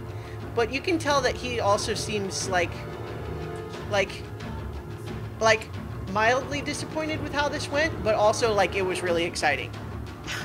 So he seems relatively at peace with what's going on right now. How high is that wall? It is a dome around him. Oh, okay. He loves one of the fairy queens and. Oh, so he's doing this for someone else. Mm-hmm. He figures it would please her. Do you want to? You could change back from a giant eagle if you wanted, Amethyst. I'm just gonna stay there for now because I feel like an asshole and I don't have anything to say to everybody. I want to treat you like Groot and just understand everything you call. That's full sentences. Is he stuck in there? Is he stuck in the bottle now? Melicanth will basically confirm. I can hold the wall of force for 10 minutes. And we can't do anything to him either. I can drop it at any time if we chose to let him go, or... How hurt is he? We could legit drop the bubble and then every one of us attack him at once and kill him. And she nods, is like, if you think that destroying him entirely is the right path, that is what we could do. If we don't, he'll just keep coming. Yes, perhaps, but killing him could also invite other consequences. True. Consequences is our middle name. It's really hard to write on a check. Oh, we can parlay and make a deal. As it stands right now, the Fey Queen does not necessarily want us dead. But this might do it. Oh. Can he hear us? He says yes. Why do you love the Fey Queen so much that you do her bidding? Trying to capture Mel. Have you ever met her? Yes, actually. What does she have over? What does she have over you that you keep doing her bidding? Aren't you your own person? I am. And Why do you as my choose to own follow person, her? I made the decision that retrieving that artifact for her would be a worthy hunt. And as I have been proven correct, I don't see any reason to question my decisions. I mean, you're the one trapped in a hole. I mean, Yes. you should probably be questioning a lot You of all things have right now. proven a most challenging quarry. It was thrilling. And Are it's you gonna really? be- Good. Oh, go ahead, Kina.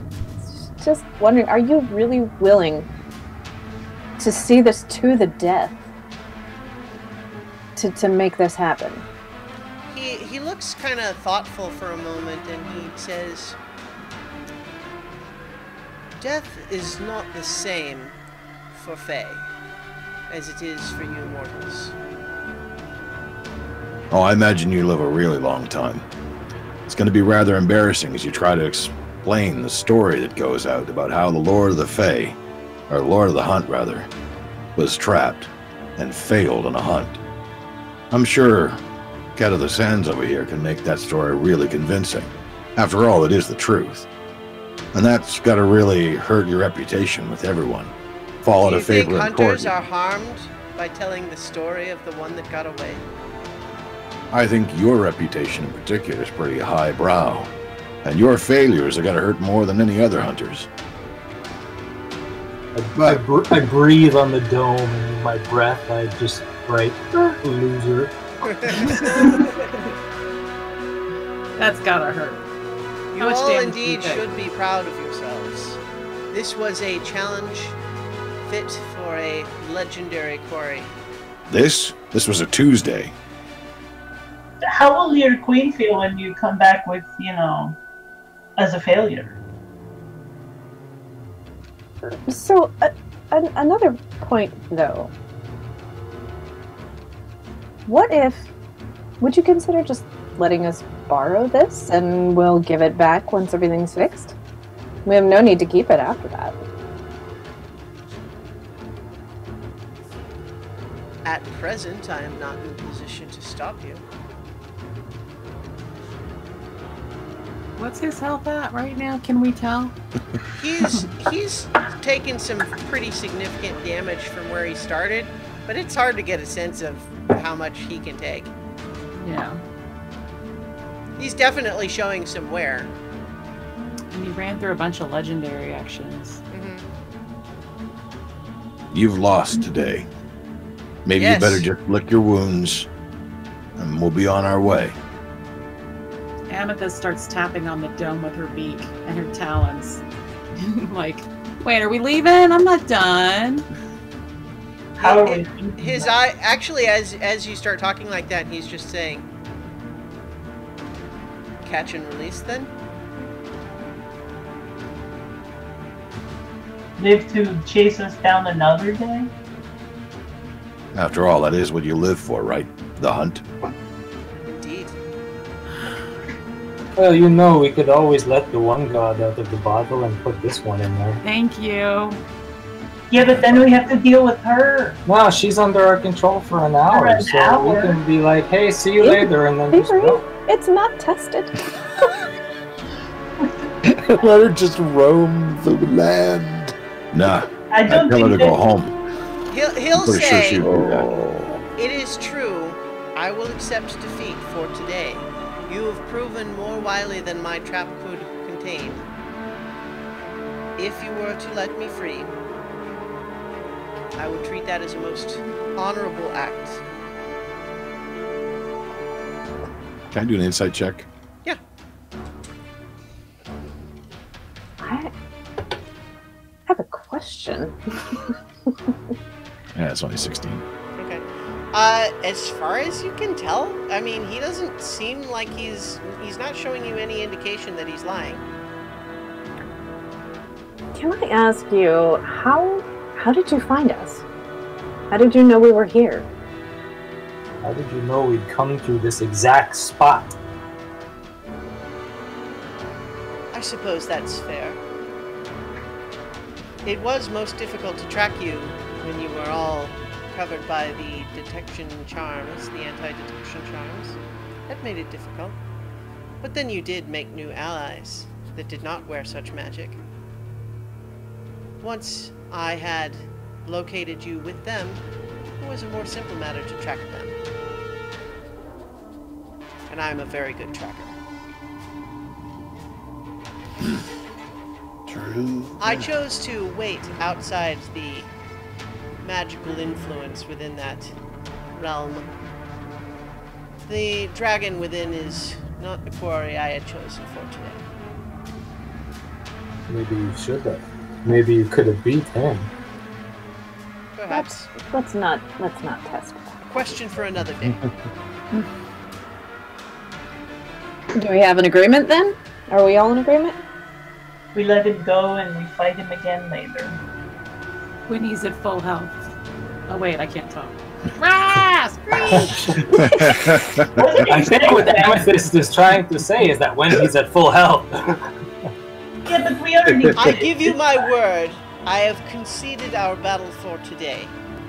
If you release me, I will return to my realm. I cannot promise that I will not seek you again, but there will be no more violence from me today. Could you, when you go back to your realm, could you talk to your queen about what Mira asked you and, maybe just that we could borrow this and give it back later? It's a better deal than she would have gotten from who stole it in the first place. It is is not my place to make decisions for my queen, but I will convey your message. You can let him out now, Ken. Looks like your story ends a little bit better today. I write down a piece of paper, I owe you, and give it to him. Here, take that to your queen. Well, so technically, I think. And Melicanth's like, I meant when he's out of the bubble. Should I drop it then? Is that the plan? Or... I trust him. Drop the bubble. All right. I trust him. I'm going to be ready. Yeah. So you drop the bubble, and he does stand and nod. He accepts the paper from you, and then until we meet again. He kind of leans in, and you realize like up close, like he's like 7.5 feet tall, and kind of like he's not like a pretty boy because he's like the hunter guy. He's got like all the furs and everything, but like he's got an intense stare to him, and he just kind of leans down and says, "That necrotic thing you did is very impressive. I look forward to killing you one day, but not today." And so he looks to all of you, and he gives a bow. You have proven not only a worthy quarry, but beings of great honor. You too, my lady. Perhaps someday you will join my hunt more permanently. And he's looking up to Amethyst in her eagle form. Yeah, Amethyst is going to turn around and point her butt at him and break the ground and like, whatever, bro. Kind of action. I think that's a no. That's fair. So then, shall keep my promise. And he begins casting a spell. Are you anyone interfering or doing anything? I'm on my guard anyway. Summon back my dagger. You know what? I think Melicanth counterspells it. and he just sees his spell kind of fizzle, and he's just like, I guess I'm walking. Good day to all of you. And he basically just starts walking off into the desert. Well, that's one hell of a Tuesday. Amethyst is going to fly over him, and she's going to raise her tail feathers a couple times like she's going to drop one on him, but she doesn't because she's a classy girl. I call out to him, "Hey, Hunter." And as he turns back around, I'm like, "Sorry about your bird." And I throw him the beak. He catches it. and then he just kind of keeps going. And before too long, a breeze blows up and like shifts some sand, and then he's gone. Yeah. My Quaddle didn't even get to do anything. Oh, yeah, it's kind of still just flying there, just kind of saying, "Well, so you want to play cards or something?" No. But yeah, I don't know. How long does the summoning last?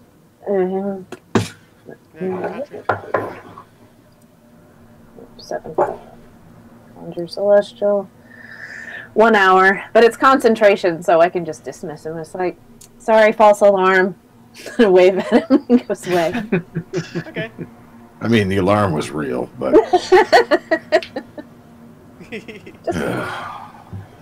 We've got a problem. Just the we one. have a lot of problems. One that's pretty You got brambles. Melicanth will just say, "I am absolutely now out of spell slots necessary to teleport today." Same. I guess we were walking for a while and making camp here because... You could sleep in one of these tents. One of the tents was sort of blasted apart. You can interpret now after the fact that the Lord of the Hunt and the Griffin were hidden in there. And then it got blasted up when the sirens turned them invisible, and they took off and knocked the tent down. Well, we need a long rest if we're going to go anywhere. I think we should get at least a little distance from here. Okay. So I'm going to change There's out of the Oasis not too far away. Yeah. Hopefully that's where the Lord went. I got no mansion, so... Yeah, we got nothing. I can change. I'm going to change out of eagle form, and I can cast conjure animals as steeds for us, either by land or by air. I think air makes more sense to get away faster. Well, Melicanth will say, as far as I know, there is nothing other than the Oasis in any reasonable direction. I'm not saying that we should go to the Oasis. I'm just saying I don't think there's anywhere else to go. No. Why don't we want to stay here? We could go back closer to the dragon and get... Oh, wait, you don't have a mansion. We don't have anything to... I can keep us fed and watered. Yeah. I got that. Amethyst, if you do your sanctuary spell, like I don't have it. He said he wouldn't do any violence to us. He didn't say he wouldn't tell people where we were. Yeah. Mm. So at least standing here is a little bit nerve-wracking. I don't think it was the dragon. He likes knowing things too much. He wouldn't give up information like that. Yeah, I don't. No, the Lord would, though. No, I don't think the Lord of the Land's going to do anything else. Yeah, no, He won't take any other action. He'll want to kill us. I mean, the Queen might take it from his head. I don't know. or he might go home and tell her what we said, and she might decide, you know, all right, let's see how this plays out. If I remember correctly, she didn't even command him to do this. It's just something he thought would please her. Yeah. Yeah, that's correct. She didn't actually, yeah. So. Basically, for, you know, oddly enough, when you had the conversation with her, she really, honestly, didn't seem that invested in getting it back. It was really almost more like she was more interested in finding out what was going to happen than anything else. And so it was really, he kind of took it upon himself to say, I could retrieve it for her. It was stolen from her, so I could get it back. That would be a fun thing to do. It's kind of his whole deal. Yeah. I mean, he needs to lay down and take a nap too, so I think that by the time we got rested up and we're like, bam, out of here, it would be okay. Yeah, I think we're safe here. We don't really have a choice unless we may want to get out of range of Memory Dragon here, because wasn't Melicanth like blocking her thoughts and stuff? She says that she always casts Mind Blank on herself as just a matter of course. So it's in effect on her already. Okay.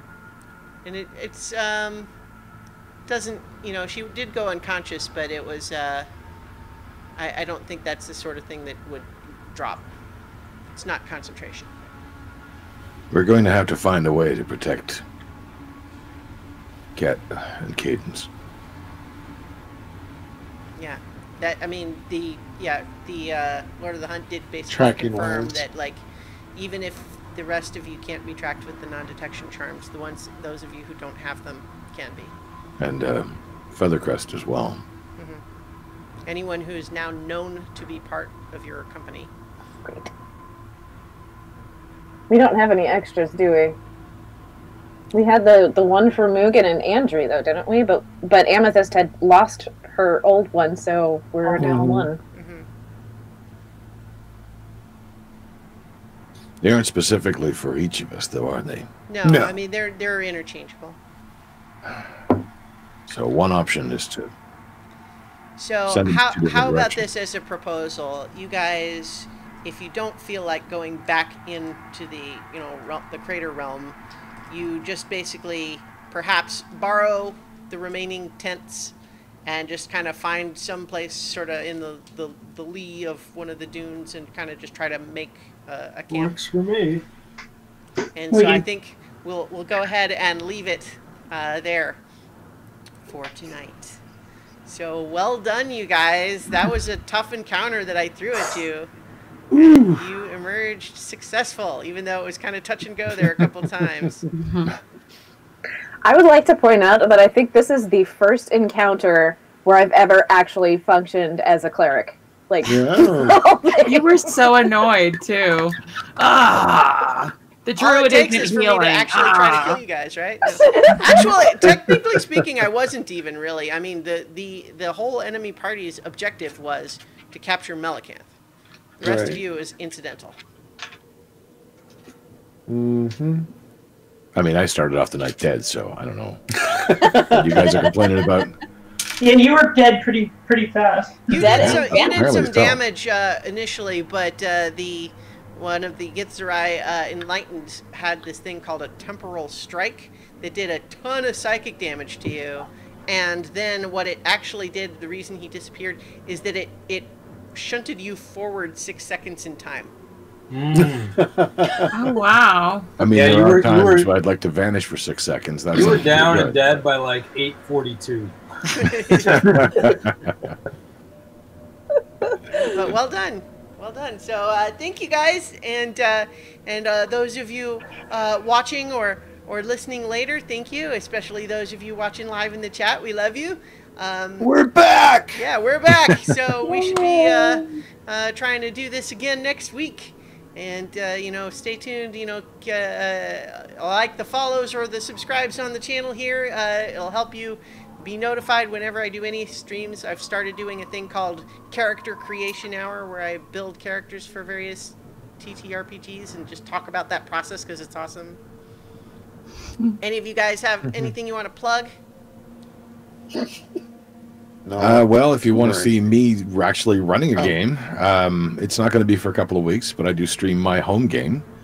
You can follow me on Twitch, twitch.tv/ENCAF1, or on Facebook, look for Legends of the Drowned Isles, or on YouTube, actually, as well. Great. And you can look for Beyond the Wall podcast, Yes. where we talk about Game of Thrones. We're currently streaming Monday nights and talking about the previous episode of Game of Thrones in a non-spoilery manner. How do you do that in a non-spoilery manner? Well, we talk no, about no. the episodes that talk about have the episode. aired. What's aired? But, yeah. Yeah. But we try not to, we don't Try not get to ruin too the much into books like the and stuff. speculative stuff of like behind the scenes things of who's cast and who's going to be in what episode and that sort of stuff. We don't get into that. And then when there were books, we didn't talk about what was coming in the books And there's still Yes. stuff from the books we don't talk about. because it never came up. But, Yeah. Spectic I guess- Media Beyond the Wall on iTunes and all that. Cool. I guess I could say that I work for a radio station. I do kind of content for that. I was on, actually, the reason I was late, I was actually talking about Star Trek Discovery and the Orville for the recap sequence, one of the podcasts from our radio station. I also do a gaming related show. We're up to episode 24 called Head in the Game. We did a live 2-hour on the radio role playing game last Saturday for part of a marathon. Nice. You can find, what's that? I just Fun. said nice. Oh, yeah. You can find all that stuff at the radio station I work for, chsrfm.ca, or Head in the Game on Facebook for that stuff, and the recap sequence on Facebook. And I'd probably do other things too, I forgot. See, now I'm kind of sad that like my last book release was not a science fiction or fantasy. Like, You can still plug it. Plug it, girl. well, if anybody wants to read a new YA romance, like I've got Love Songs, Detours, etc., released it on April 15th. Also, James and I just wrapped production on a collection, audiobook collection of Kevin J. Anderson short stories. Nice. So, selected Also, stories, go and- fantasy. Very Go and read Starla's books or listen to her wonderful voice narrating her own books. The Arrows. What was the name Make of the book? Bright the Arrows. Make Bright the Arrows. I love that book. So definitely a recommendation from me. All right. So, we don't usually do plugs, so I kind of sprung that on you guys, but I think it's good to give you guys the opportunity. So in the meantime, we'll be back next week. We'll be back next week for more adventure on so many So many levels. levels. I had to try to remember the sign off. Yay!